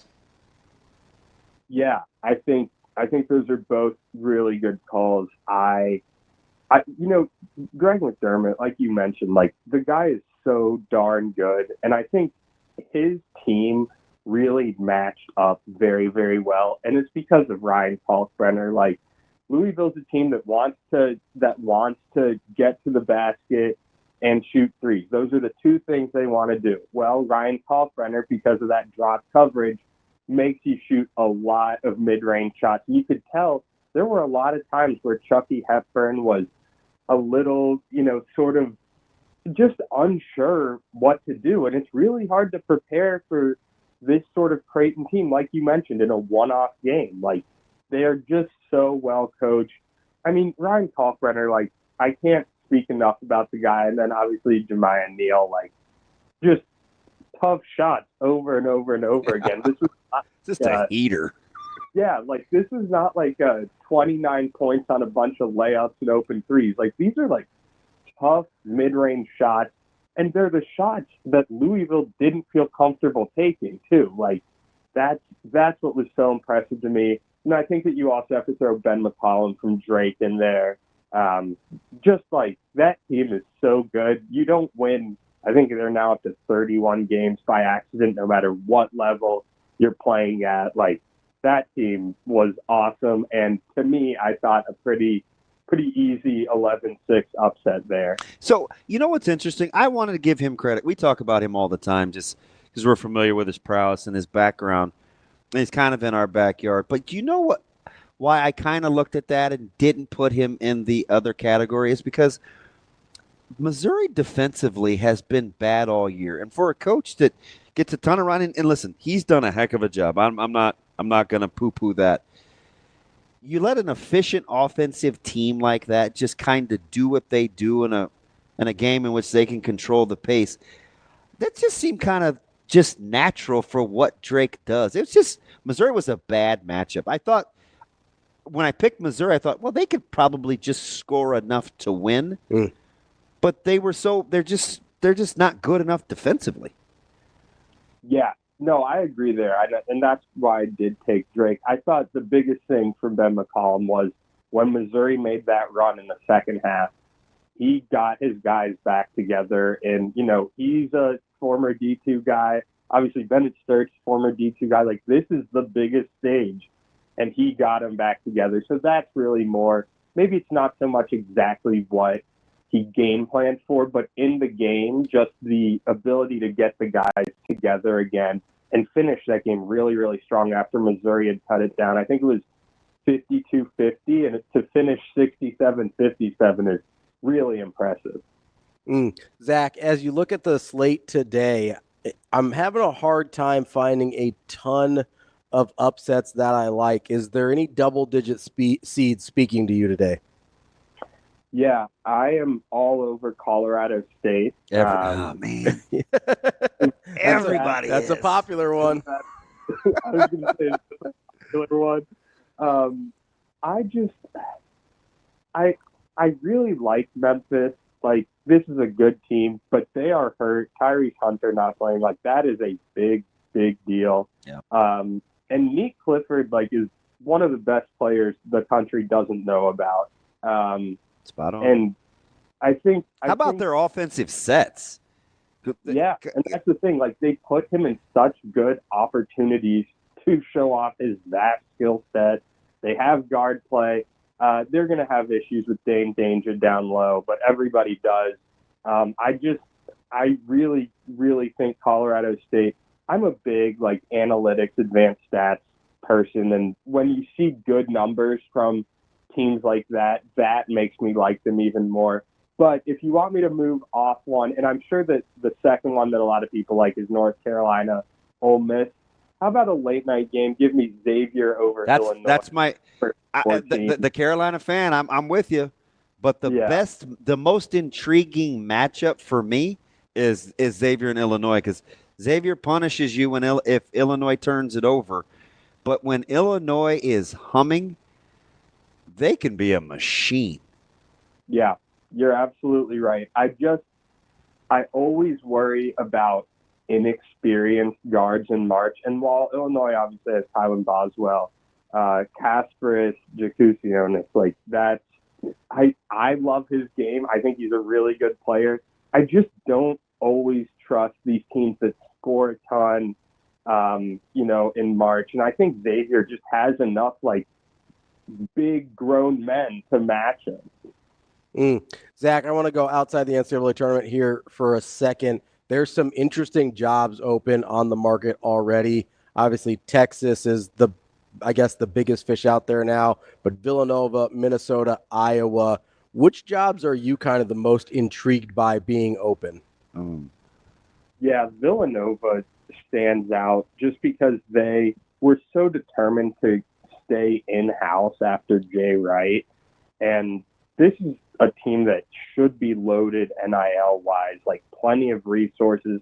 They had no issue bringing in really good transfer portal, classes. I'm really intrigued there, like what's the approach?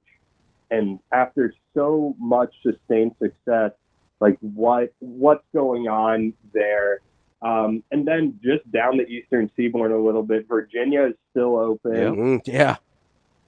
That is a team. I still think this is, we talked about the ACC's downfall a little bit and kind of touched on some of the struggles there. The middle tier of that conference just completely falling off and not even making the tournament. Yeah. Like Virginia hasn't won a tournament game since it won the title in 2019. So that's one to me, like the resources are there, obviously really strong track record. That I could see that being an enticing opening, and one that, like, if you're looking at the ACC trying to get sort of back on track, Will Wade being at NC State, and then, like, you need Virginia to hit. You need Florida State and Miami, who have already made hires, to hit, because, 5-10 years ago, those were national contenders. Those were top 25 teams. Now they're not even, they're barely in the top 15 in their own conference. Let me ask you something, Zach. And well, there's two things I want to get to because that's a heck of a segue. So you've got, but let's just talk kind of hot names. You got Huss at High Point. You got Nico at CSU. McCollum is always going to come up. NIL not being an issue, how would you slot those three guys, knowing they're kind of, they can be patient or they can pounce if they want to. They're going to be highly sought after at some point. How would you slot them? Huss, McCollum, and who's the third? Nico Medved. Yeah. Oh man, that's a tough one. You're putting me on the spot here. I really am impressed by what Ben McCollum's done. I just like everything about him. I think he has a really good demeanor. And NIL being even, resources being even, it's hard for me to go. Nico Medved's been so good, though. Oh, man. Can I give you 1A, 1B? Yeah.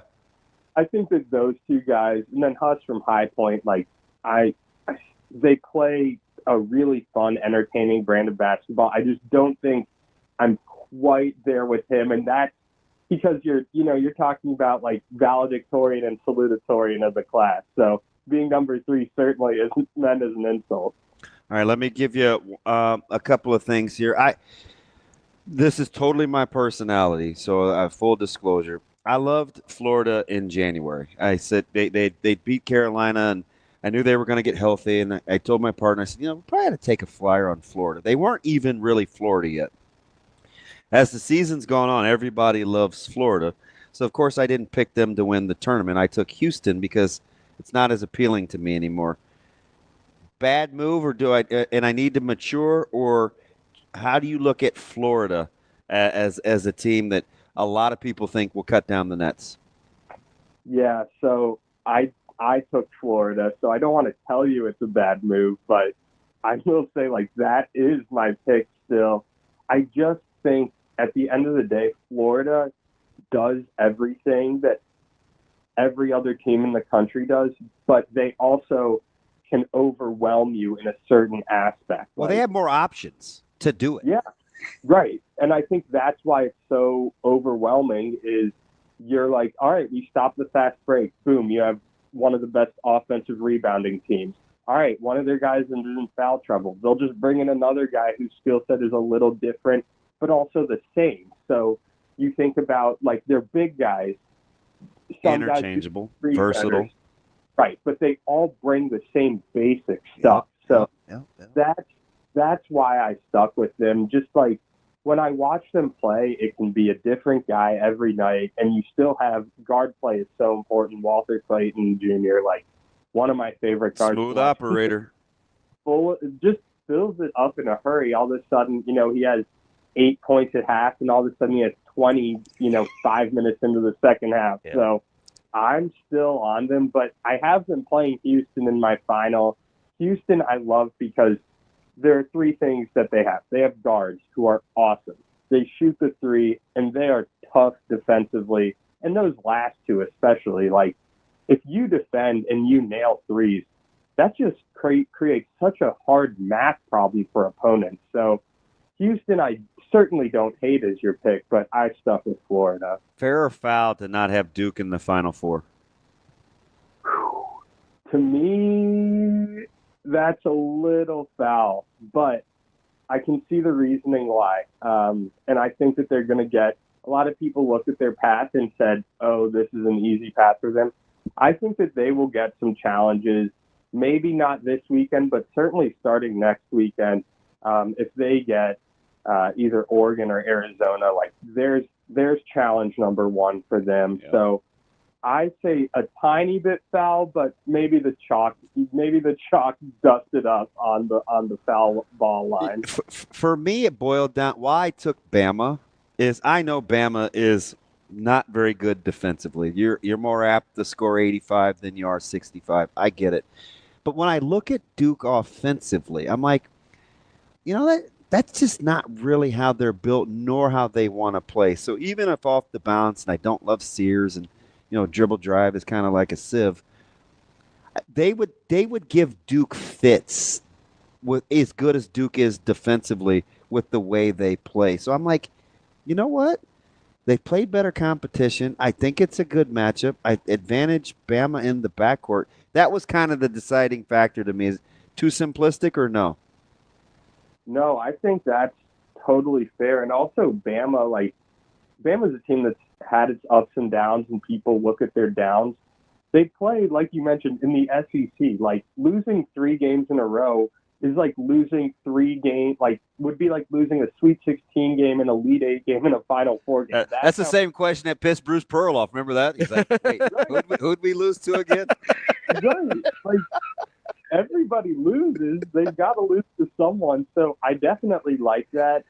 I certainly don't think that that's an unreasonable spot there. And I have stuck on Alabama all year, even with some of those losses, just because, like, Sears has done it before. He's had, when they were really struggling this year, and struggling again, it's such a relative term, he was the guy who pulled them out of it. And yeah, like, you can just get in one of these high-flying, high-scoring games where Alabama hits 14, 15 threes, and, like, that's how you win. And that's why I really like Alabama for a bit, not just this year, but in past years, is because I agree so fundamentally with how they play in terms of taking threes and shots at the rim. My thing is, I just think Duke is a little bit better, or not even a little bit. I think they're significantly better defensively, and they do such a good job generating open looks on offense that I could see Duke hanging 100 and Alabama having a great offensive game and scoring 85. That is Zach Peerless. Don't call me Price. That's pretty good. And from CBS always Sports. good, Z. Appreciate the time. That was great stuff. Thanks for having me, guys. Thanks, Zach. We'll be back. Yep. More Hurrdat Sports Live coming up next. Welcome back. Hurrdat Sports Live presented by Central Federal Credit Union, where we're just doing a little bit of math and chemistry here off air in the studio at Hurrdat Sports Bar and Grill. Really appreciate everybody that was able to make it out here yesterday. Had a great time. It's an unbelievable crowd. Oh, huge crowd. Great time hanging out with everybody. I know the kitchen staff appreciated it. Oh, yeah. And I'm surprised you didn't get back there. I thought you were going to start cooking at some point. Did you see how close I got it? Oh, you went in the kitchen. Yeah. You went in the kitchen. I did. Don't forget, though, it is Friday. Got It's that fish. Friday. Got to get fish and chips on Friday. Yeah. Somebody from the staff actually asked about you Oh, yeah? after the show. What did they say? They were just saying, they thought it was going to be a busy day, and I thought maybe DB could get back there and help you out. And they're like, yeah, bring him back. If they would let me, I bust a few tables and You did. dropped off a few drinks. You did. You were. Keeps me being a moving target. That's why you do it. I hate how you blew my cover. On what? Because you're like, well, I think you like to work, so people can't talk to you. And I was like, don't tell. I did that off air by ourselves. You just blew your own cover. Post-game show is brought to you by Christ, I can't find it. The hell with it. I did that off air. Make sure you come in and get the fish and chips here at Hurrdat Sports Bar and Grill. You can still get the Reuben as well. And we won't be here hanging out, but you can still come hang out and watch the full day of games here at Hurrdat Sports Bar and Grill. What's up? That's just really disappointing. In yourself? Well, I blamed you for blowing my cover. Yeah. And I get them all. Okay. The show on air and off air is almost identical. And we're going to stop talking. That way I can keep it. You can keep it straight. Which one's which? It's like, is it Alan or Robert Thicke? Who sang the blurred lines? That's Robin. We got that. Alan's the talk show host. I get our text I get them all mixed. He was. I know. It's all screwed up. Oh, yeah. Was I talking to Matt? Was that Jacob? Was that right? So I'm going back to normal. I just don't talk to anybody. Just not talking to anybody? No. That's all right. By the way, I got to check on Omaha Ryan. I have not heard from him in like 2 days. Which one's Omaha Ryan? Peters. Oh, I'm going to his house today. You want to come hang out? Good morning again. Ain't that about something? Surprise, surprise. How does that happen? I don't know. I barely talked to this dude all week. You're going there today? Yeah. I'm going to watch games after the show. I assumed he invited you.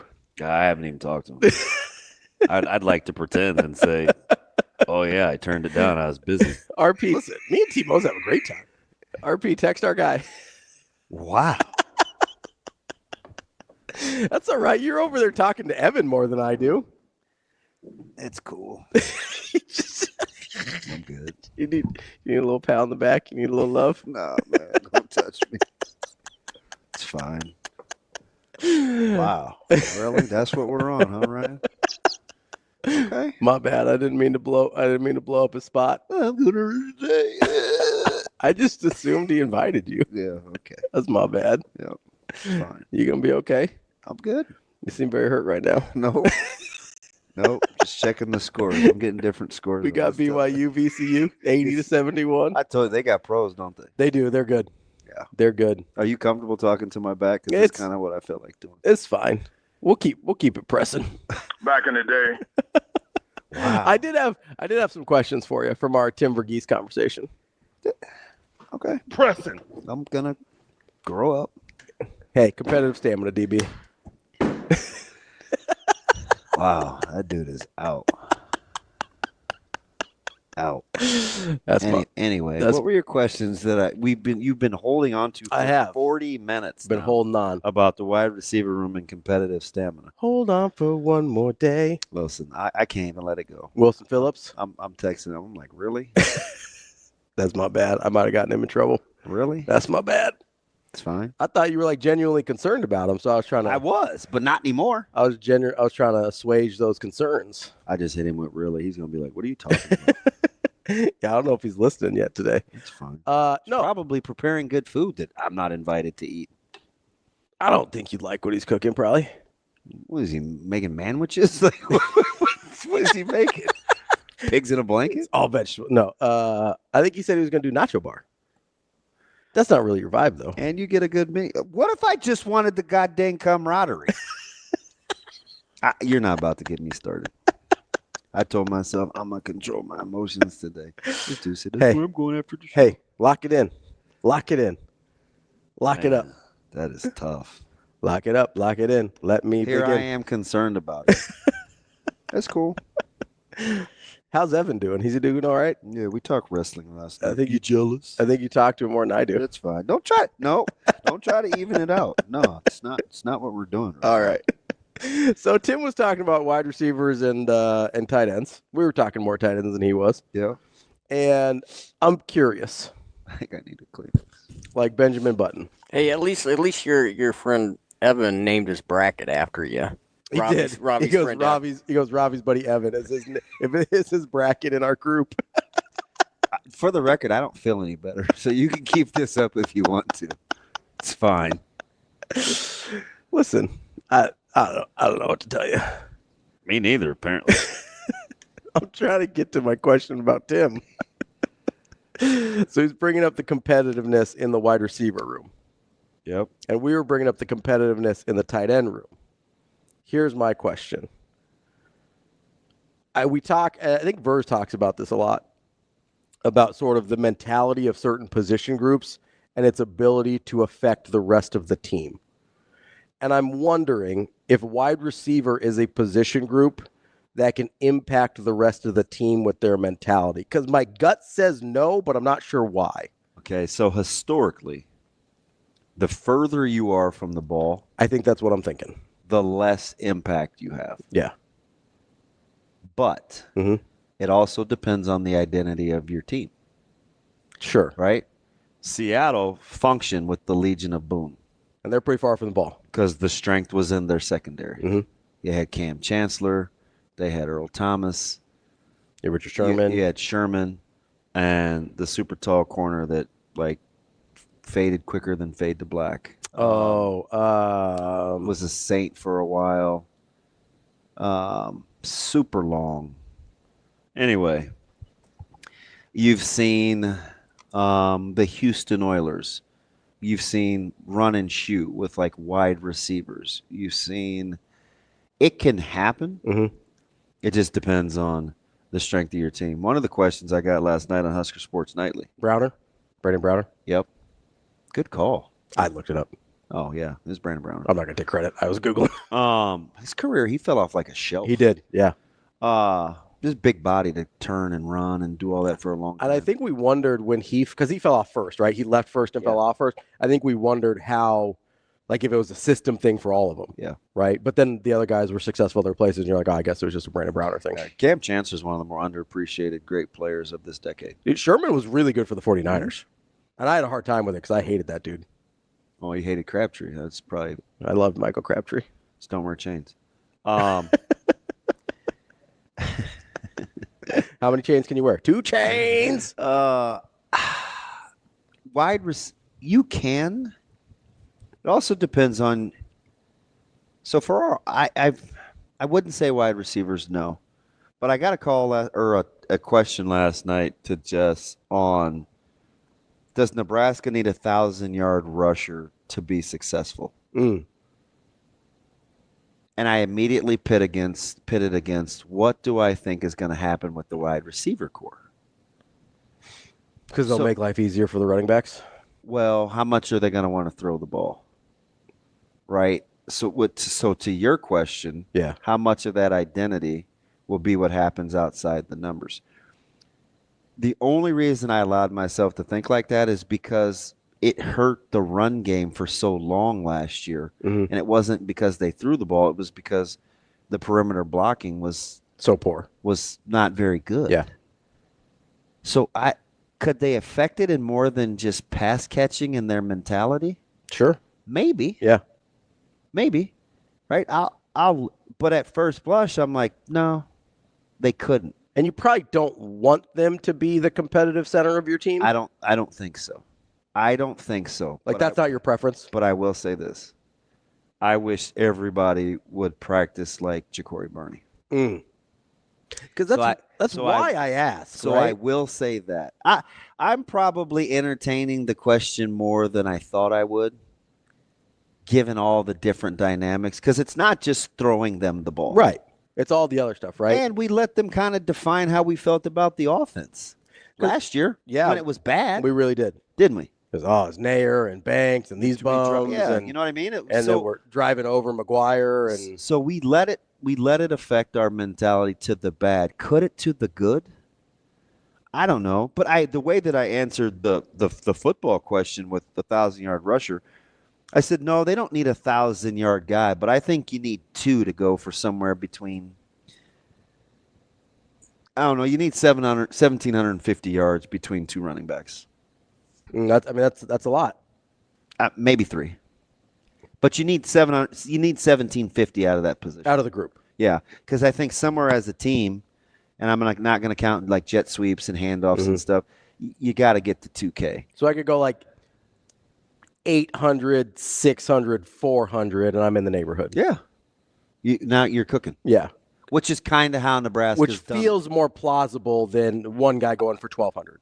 To me, it does. I don't know. I don't know why. I wouldn't fight you over that. Like, I don't know if they want one guy. So I wouldn't necessarily say, yeah, they've got to have somebody go for $1,000. Now that would be nice. Sure. Makes life easier. That would be nice. And you got to think now, you go for 1,000 and you play 12 games. I mean, 80 yards a game? Yeah.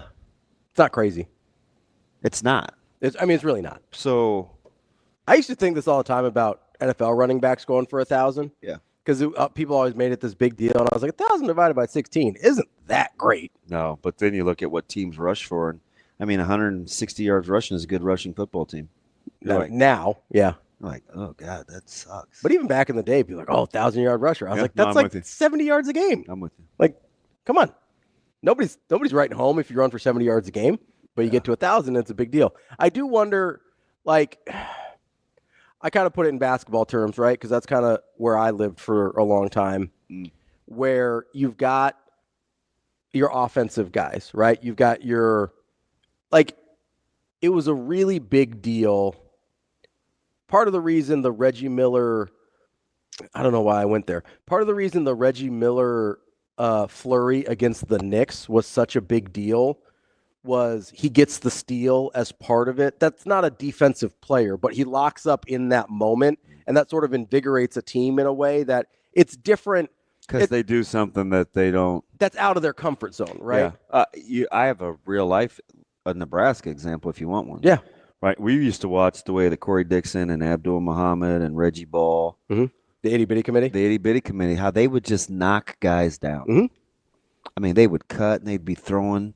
They just throw on every play. They just throw and they just throw. And T.O. and Coach Solich would be like, well, you know, it's like, guys, these guys are busting their rear end downfield. Like, the least we could do is be in the camera shot. No, that's real. That's how they would talk to us. I know. That's why it's funny. It was great. It was great. Yeah. Sometimes Coach Solich would count the number of bodies. Mm-hmm. He would go like it wasn't like the all overhead 20. shot. Yeah, they would be in the end zone in the White Towers, and they've torn those down. Like Moose and Carp don't even go up there. Those things don't even exist. Really. And they would shoot, and we would be watching stations, and you'd see these DBs on the ground, and the kill shot would be somebody's got to be in the picture by about now, don't they? Let's go back and look at what's happening up front, and you'd see these DBs like just fearful of these guys cutting them downfield. Yeah. So it was ingrained, was the least we could do to be in the shot. Yeah. To make that block useful. Right. Yeah. And now it's how I teach. Right. Even when I'm teaching running backs, or I always say, there's cameras in the butts of offensive linemen. You always want to be in the picture. Right. Where their butt is, you want to be in the picture. Yeah. And it's just carryover from, can receivers do that and be an identity? If you watch guys get knockdowns, and really get out. And it's harder now because you can't cut outside the tackle box. Right? But like if Barney and Cortez Mills are out there guys and just hammering dudes, that would be something that they could build. Could be a little infectious, right? Yeah, 100%. Because like it feels different when Steph Curry blocks a shot versus when Draymond Green blocks a shot. If you flex Lindenmeyer, Carter Nelson, or some of these guys out in the slot, and you just dog walking guys, or you would. So that was my next question. Was let's move it in a spot from wide receiver to tight end. The tight end room interests me. I got you going on that, don't I? Yeah. Yeah. Because if they're I'm all in. If they're as competitive as we're talking about, and I believe they will, because Harburg's like about that life, and Lindemeyer's about they were that life. the only other position group I think you could make the case where nobody got worse. Sure, outside of running back. Yep. So let's say all those. Let's say we like that group. They're hyper competitive. Are they close enough to the center of the ball for it to matter more? Maybe. I mean, they're close enough for Coach Holgerson to say to me, I like the way that Sat works with Donnie because they can talk to each other without using words. Yeah. So that got his attention. Sure. Right? Yeah. I mean, you just dropped in from Pluto, and you like those guys' camaraderie and the chemistry on how they work. Mm-hmm. And they may have to be important depending on what kind of play you get at the tackle spot, too. Sure. Right? Yeah, because before an inline guy might be really useful. Before What's His Buckets decided he wasn't going to play for Boston College, he was getting doubled every time he was an inline DN. Mm-hmm. He was going to get doubled. Yeah. I mean, they scrapped that game plan in 3 days. Yeah. Seriously. Have that on decent authority. the first round D end out of BC. Yeah, I don't remember how to say his name, so I was gonna dance around it. Which, by the way, has not really flashed on a lot of mock boards. Yeah, I think he's dropping a little. I think he's still a top 2 round guy pretty safely, but there was a time weird for a guy that had 20 sacks and tiffles. Right? He was pretty consensus top 20 at one point, and I don't know if he's just not testing well or what. But let's take a quick break here. I want to get to a little thing I call True or Delulu about the March Madness first day NCAA tournament. I have some questions, DB. Yeah. And I need answers. Am I crazy? Is it true? Or am I Delulu? No, you're definitely crazy. Well, we all know that. But am I about these questions I have for you? That's coming up next year on Hurrdat Sports Live. Welcome back, Hurrdat Sports Live. That's DBM Ravi Lulla here at Hurrdat Sports Bar and Grill, reminding you that there is such a thing as the credit union difference. When you bank with a credit union, you're banking with people in your community and an organization that believes in the power of people helping each other. Bottom line is credit unions are focused on you, and Centris Federal Credit Union is where it's at. CentrisFCU.org is where you can find out more information, see if their products and services match up what you're looking for, whether it's just your regular checking and savings accounts, auto loans, mortgage, home equity, whatever it is, Centris Federal Credit Union has you covered. So if you're ready to experience the credit union difference, check out CentrisFCU.org, federally insured by NCUA and an equal housing lender. DB. Yes, sir. I've got some questions for you. All right. I'm asking us questions. Harassing us.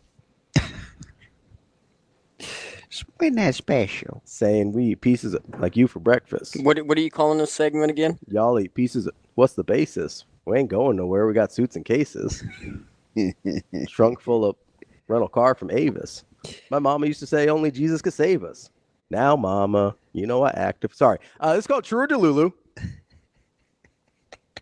I like that. Dude just had a moment. Yeah, I miss normal Kanye. Yeah.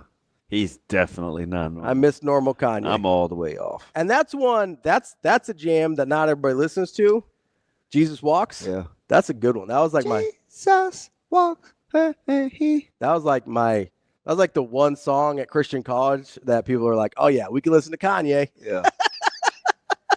Now he's dropping the R word on people's kids. Yeah. I would leave. I'm not a Jay-Z guy anymore because I think he's a little less scrupulous than. Is it the Illuminati thing? He's just got some anyway. Skeletons. Yeah, but you can't be talking about people's kids like that. Yeah, don't do that. That's not cool. And who still says the R word? People that aren't real cool. Yeah, he had a. Did you see that meltdown the other day? Yeah. They got He needs to shut it down. Ooh. Listen, There's no coming back. there's really not. Also, like, if you have diagnosed mental health disorders, take your medication. Take your medication. Yeah. Like, that's not. I'm not trying to be flippant here, but like, I mean, take just your medication. Just the spurts of idiocy. Yeah, like take your medication, bud. Back away. I promise whatever side effects you're having, it's worth it. Yeah, I think the trigger was not being able to use his daughter on the tracks. Yeah. He got the cease and desist. Yeah. But he's definitely Delulu. 100%. I'm trying to figure out if some of my takes, Your hot questions, concerns, if they're true or Questions, Delulu comments, criticisms. about, which you can always hit us up at 888-638-4876. Probably we'll have to wait till Monday 'cause show's almost over, but that's all right. You can still call us whenever you want. Just call and talk to Shane. Oh, shoot. All right. Number 1, true or Delulu. We're going to start right here at home. Creighton can upset top overall seed Auburn on Saturday. True or Delulu? Can, not will, can. True. They're capable. True. Okay. What would you put the odds at? 20%. Okay. So you're telling me there's a chance. Yeah. That's definitely true. I think that's fair. That's valid. All right. Number 2. Now they're going to have to do that thing again where they take care of the ball. Yes. Because So maybe I should ask it this way. Auburn's pissy, and Yeah, because they didn't play well. no, and they kind of haven't. It's been a couple weeks since they've been playing very well. Let me put it this way. If Creighton plays the way they did against Louisville, they will beat Auburn. True or Delulu? It's not Delulu, but it's certainly not true because I need to know how Auburn's playing. Need a touch better? Yeah. I was very disappointed in Louisville's lack of preparation, almost as much as I was impressed by with Max and Creighton's preparation. And I should be used to Mac. Yeah. I mean, it's basically what I said during the show. I mean, word for word almost. Yeah. It's like he's the best. The best there is at the Scout. Yeah. Number 2, in your backyard. Well, not in your backyard, but in your wheelhouse. North Carolina is poised to make a real tournament run. True or Delulu? True. You said Sweet 16, though? Yeah, they can win too. Okay. Number 3. Cooper Flagg should sit for Duke, even if he is medically cleared today. True or Delulu?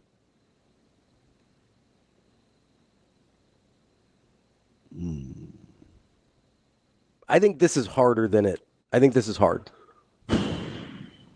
Gosh. See, I don't like the duality of it. Do I just have to answer? I mean, you can provide nuance if you'd like. Delulu. He should play a little bit at least. If you can play.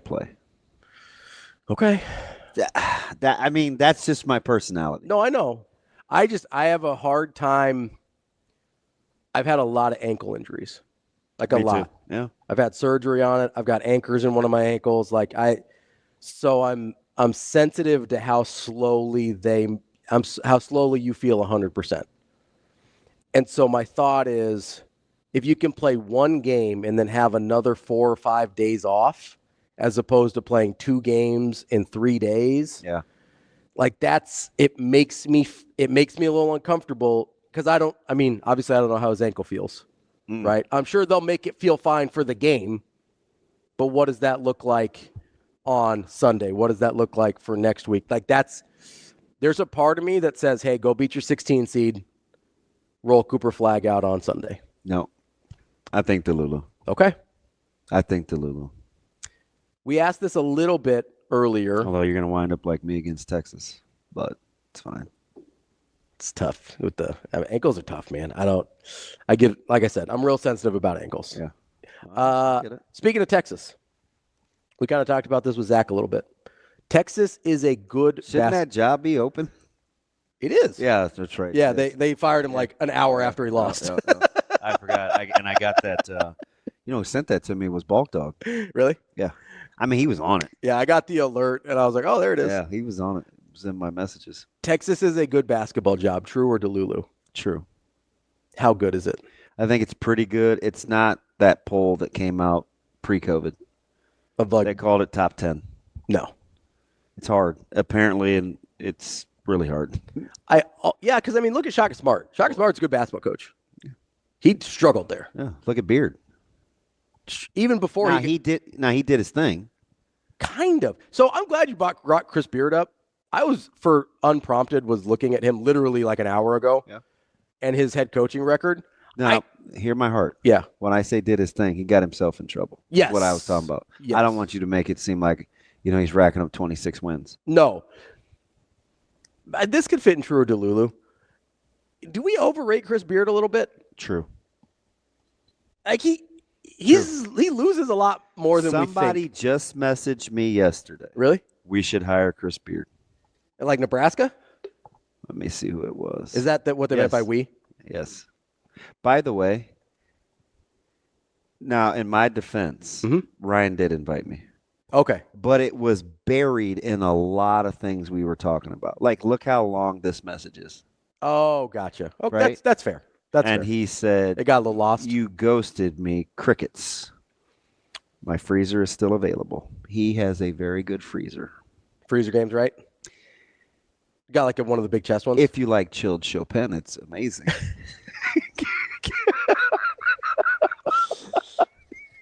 All right. I'm glad you thought that was funny, Shane. I did too. He's been sitting on this for probably 2 years. This bottle. Just cuz? Yeah, he got it for me. Oh, there you go. You go pick it up. When I lived close, I was a frequent flyer. Yeah. So, Chris Beard. So now I'm back to, you're fine. You're in good graces. We're good now? Yeah. Okay, cool. Outside of the runner-up run, has never lost fewer than double-digit games. I believe you. At a power conference school. I didn't hesitate. I think we do overrate him a little. I was stunned by that. I'm not. So do you know why? Why? I know this. Because he burns so high. So his temperament lends itself to his teams being streaky. That's a guy that I wouldn't want to deal with. When they're bad, it can go south in a hurry because I think he can tailspin. Because he doesn't have the poise. But when it's rolling, he would be a great front runner. Could I convince you there's a little bow there? It felt like on Pelini's teams he could spiral a little bit with the team. So I'm always okay. I hope the mayor's not listening because Joe would try to slap me. I give Bo a little grace. Okay. I'm going to tell you why. I can acknowledge his shortcomings. I know what they were, right? When you're hypersensitive and hyperparanoid and you're here. It's a tough place to be. It's a tough place to be. Understand that. But I would have liked to see if he could surround himself with people to help him offset his weaknesses with good leadership. Yeah. So that's kind of instead he sort of insulated himself with like-minded people. Yeah, he doubled down on the paranoia. Yep. And the rabbit ears. It's just too hard to sustain. Yeah. Okay, fair. Yeah. It did feel like sometimes he would spiral with his teams though. Yeah. But I mean, you've heard KB. Anybody ride harder for the brand than that guy? No. And they all love him. I would say everybody in that locker room loves that guy. 1,000%. Which I don't know if that's the case for Beard. I genuinely don't know. I'm not disparaging. I don't know if that's the case for Beard teams. But I do. How about some of his stories? Chris Beard or KB? That era is as close to delusional, or not delusional, as close to out there is us. Yeah. As far as like the guys that are out there. Yeah. We'll have to have KB on here soon. Yeah. He's fun. He's fun to talk to. They had the Alex Lewis. They had some guys. They had a lot of guys that were certifiable. They would drop anchor and be like, what? They're about that life? Yes. Last one before we get to Verse here on my True or Delulu. We will have at least 3 number 1 seeds make the Final Four. True or Delulu? True. So but you're out on Duke, right? Auburn, Florida, and Houston. Okay. True. Write it down. I've got 3 also, but one of them's Duke, and it's not. Don't tell me it's not. You should know. You should know. You should know. It's not Auburn? I'm a homer. Wow. Go ahead then with your bad self. I'm a homer. It's not Auburn. I've got Michigan State coming out of the region there. Wouldn't be surprising, but that will be a 1-2 matchup. Write that down too. It's going to be an 8-2 match or 9-2 matchup. Jays. Speak it into existence then, Ravi. Manifest, baby. I'm speaking into existence next. We're going to talk to Matt Vrzal here on Hurrdat Sports Live. Wrapping up the show and wrapping up the week as we always do here on Hurrdat Sports Live with our guy, Matt Vrzal, former Husker, owner of Pison's Pizzeria. What's up, Verse? What's up, fuckers? Hi, buddy. We might make T-shirts first. Just have that on there. Hey, you know what's funny? No. Already made. Don't even try. You know what's funny, Matt? And you just totally moved off of it. And I do it to you, so it's whatever. It's fair. Mm-hmm. On my deck right now, in a cooler, Mm-hmm. what would you guess is in there? Marijuana.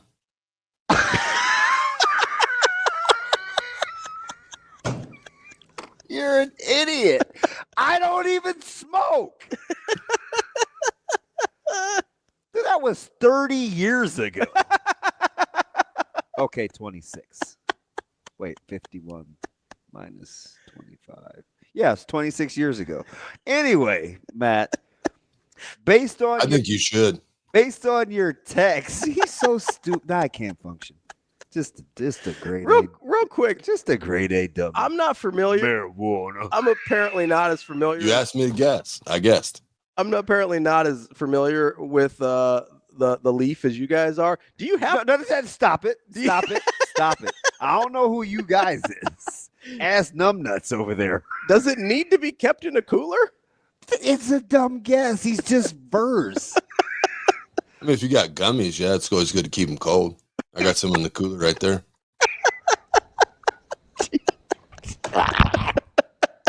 Dial in. Based on your brisket. Yes. And dude goes, wrong person. Do you know how pumped I was?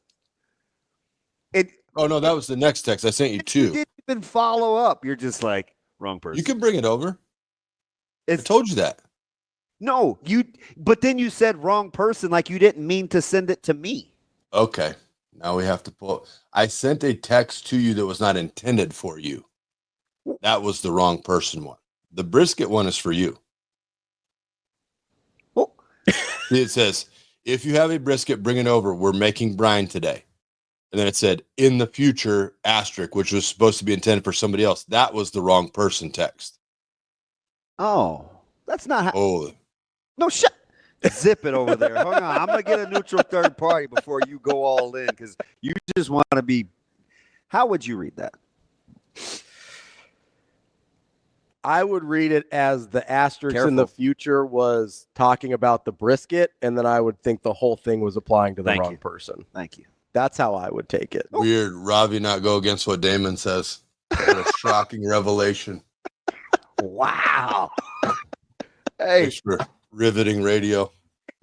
Hey, we're not even on the radio anymore, Verghese. Thanks for riveting internet. Dude, up.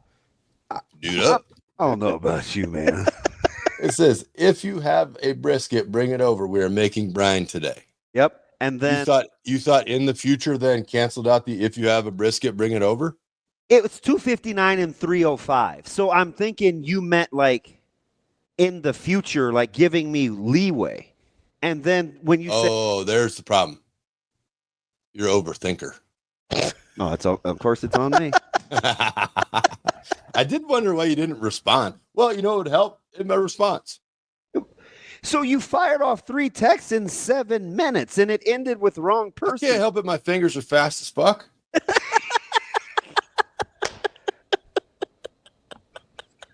Just say, sounds good. Or, so why would you send me that? I'd be like, dude, just bring it over. That wasn't meant for you. This is a one-way friendship. I really feel I reach out and try to be nice and you just shit on me. Oh, my Lord. Yes, my child. Are you okay? So do you have the brine or no? Yeah. That's the part that said we're making brine today. Okay. All right. We can move on to something else because you make my stomach burn because you sell this. That sounds like an ulcer. You sell this bill of goods. You come across as believable, like I'm the idiot, and I've never once said that. You're the one that calls me names. I think you're very intelligent. See, this is what he does. He placates. I think you have a wide-ranging vocabulary, and some of the words I don't understand. What are you laughing at? I say Shane liked that one. You know, it'd be fun. No, I don't. Why don't you humor me? If somehow we can get Stephen A to call into your show, I hate and you guys just go huge word for huge word. You know what I think? I think you would whoop his ass. Some other Cro-Magnon Neanderthal looking bald dude. Yeah. And have a podcast with him so you guys can go round and round. How about that? My brain is so huge it pushed my skull out. Both sides. In the back too.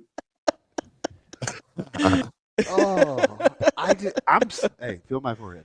Hey, you want to talk about my future bets on UConn? I need UConn to win 2 games in this tournament so I can get bought out. Why? They're not winning it at all. Bought out by who? The whatever thing I got to drive to Iowa to gamble on. So you have a future?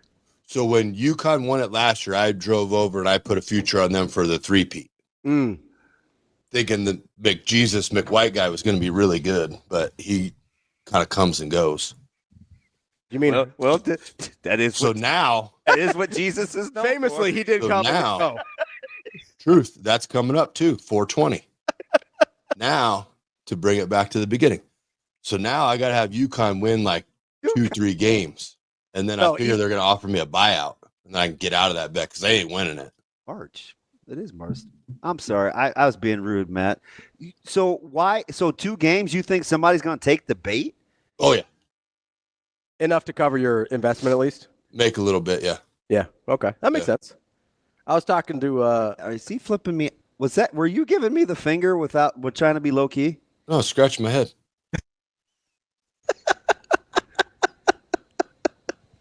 I can if you want me to. Then the other one, you know what I bet just before the tournament started with help from my friend Stav Wilbur in Iowa? For the who? Johnnies. Who? I got the Johnnies to win it all. Told me that the other day. When Chris Mullen, Mark Jackson. What? Take me back. Looked at you with the side eye. Like, why are you on St. John? Because they play rough. A shocker. I'll say because And their head. And did you hear Patino? He goes, "We can't shoot." He goes, "We are terrible at shooting." Hey, how He goes, about? but we're really good at defense. How about when they like, make the break and they're down and he goes, "We always do this. We'll learn our lesson.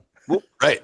We'll learn our lesson. We'll figure it out." Like he's like, basically as if to say, "Okay, if you guys lose, this is on you. I told you don't do this." You've coached for a long time too. You know some teams they wait for the ass chewing. Yeah.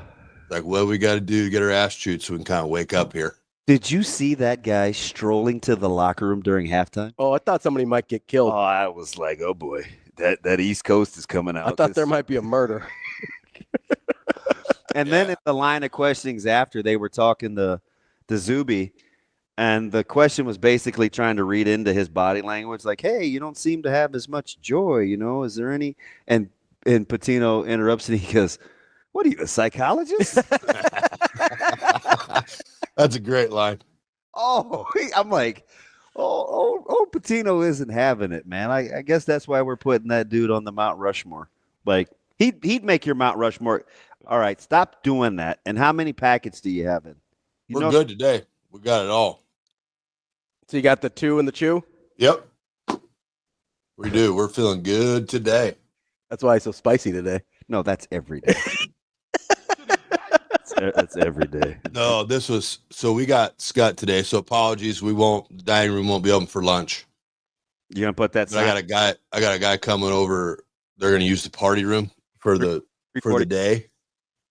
And I get in, and a lot of my happiness depends on the quality of the dough that we make. And so whoever made the dough, all things in life, whoever made the dough the other night did not do very well. And so the boss was quite livid for a while. So I came over here to the party room and I punched some stuff, and now we're good. So I'm going to ask this for fear I know the answer. Yeah. You're being serious that your day starts off with how you feel about the dough? On Friday, when I get here at 3:30 in the morning, yeah.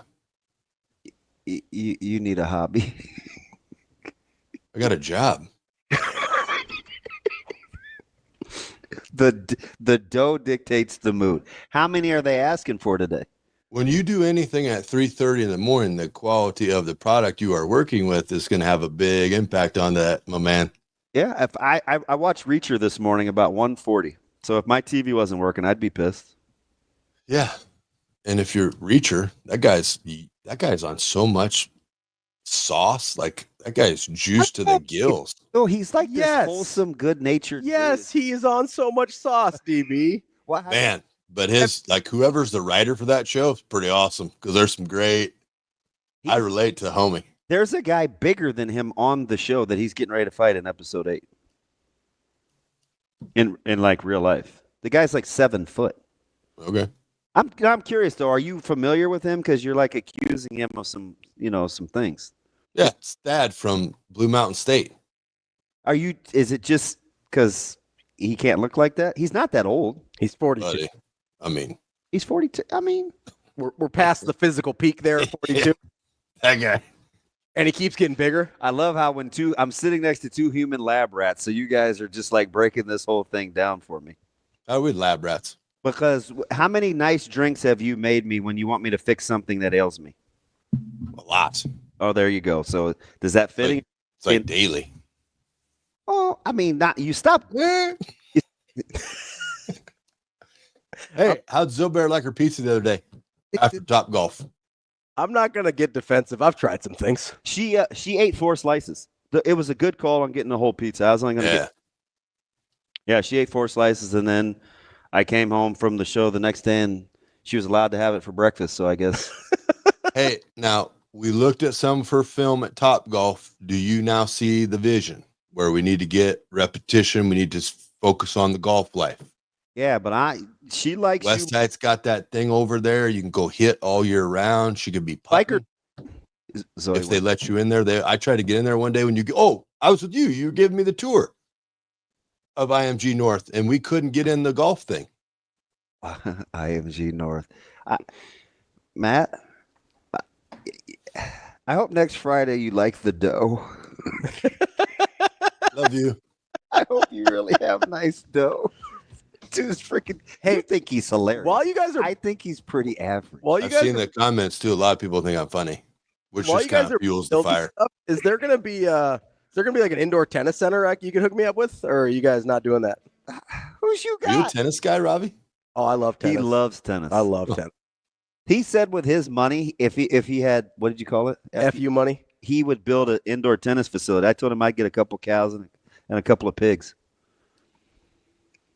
And a processor. Okay. Here we go. You are going to raise cattle and hog. I don't know if I would raise them. I mean, I would kind of hang out with them and let somebody that knows what they're doing raise them. Oh, okay. Well, they're pretty simple. You just give them some grass and they'll eat it. Hogs, you got to slop hogs. But hogs are mean. Hogs are crazy mean. They will eat you. Like when I got shipped up to the farm in the summer after baseball, and that's how I knew my grandma was badass. But we would be going to take care of the hogs. The first thing she did as soon as she opened the gate, kick one of them sons of bitches right in the head. I mean, boot in the head. I'm like, oh my God, why'd you kick that hog? That hog, it didn't do anything to you. She goes, you gotta let them know. She goes, if they think they can get you down, they will get you down.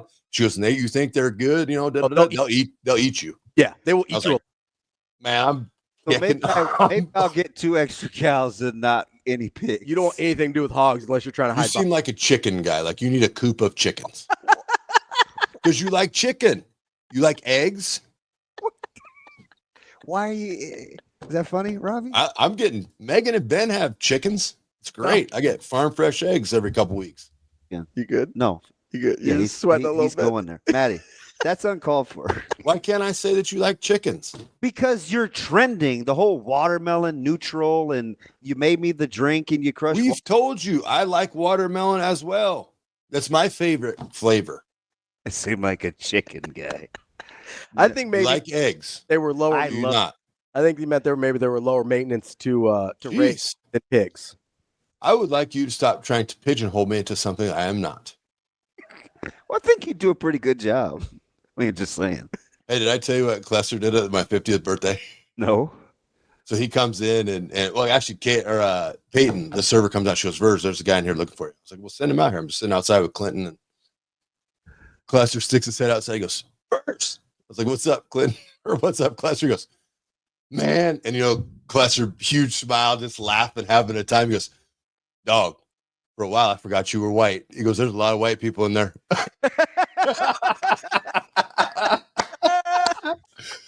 Oh, that was hilarious.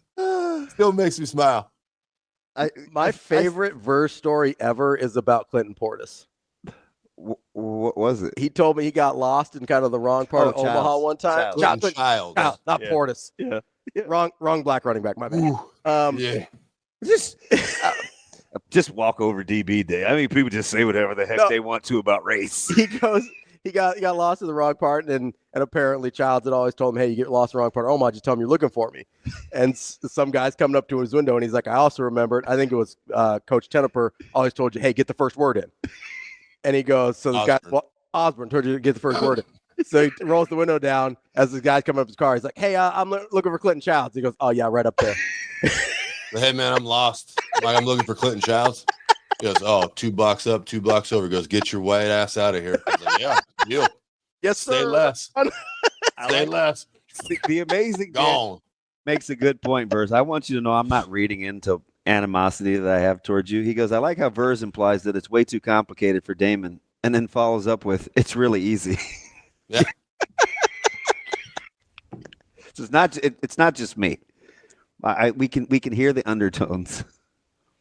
Me? I'm offended by that, Damon, and I think I'm going to end this call because I think you're being a meanie. Have a good day, Maddie. What are you doing today? I don't know. I have to get my ears lowered. Oh, you do? I can fade you up. Come over. I got clippers right there. Oh, no, I'm not really liking your vibe today. Why don't you trust me, Damon? What's your trust issue with me? If it was with my kids, it's very, very high. Me depends on your mood. And apparently now that you have bad dough, who knows what's going to happen. Now, I built a bridge and got over that. I gutted that out. That's over. This dude. Come on down. I'll fade you up. Yeah. Put me to work like vacuuming again and then get mad at how I spice bomb at the end. Do what? The spice bomb. What's spice bomb? The spice stuff? bomb. You saw the video I sent you. I bought some of that. Oh yeah, that's your baby, man. Hey, is that dude ain't been posting nothing either lately. It's bumming me out. So he might have got booted. Have you checked out? Have you looked at his page yet? See what's going on? I don't know. A lot of work. I don't know if he is or not. If I don't scroll across my TikTok For You page, I ain't searching it out. It's just got to come across there. Okay. The universe will provide.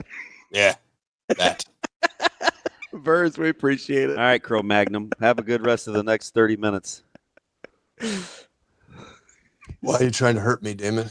I have issues with my huge skull. Look like you've been headbutting trees. It's been like this since I was born, Damon. Thank you. Sorry. Thank you for your concern. Are you sure he's okay? I think you're the mean person. You accuse me of being mean a lot. Well, let's put up a poll. Who's meaner, Damon or not a poll show, buddy? You're about to be Shane. You think Shane? Poll. Shane, he can barely turn on the equipment. You think? Sasha. Put up a poll. Look how we need a poll. Why are you saying her name like that? Are you implying she's of someplace else? Sasha. I don't think she's there. I think she's listening. Oh, good save. She is listening. A little new here. A little Shesterkin over there. Little butterfly kick save. Yeah. Ooh, thanks. I'll take that one.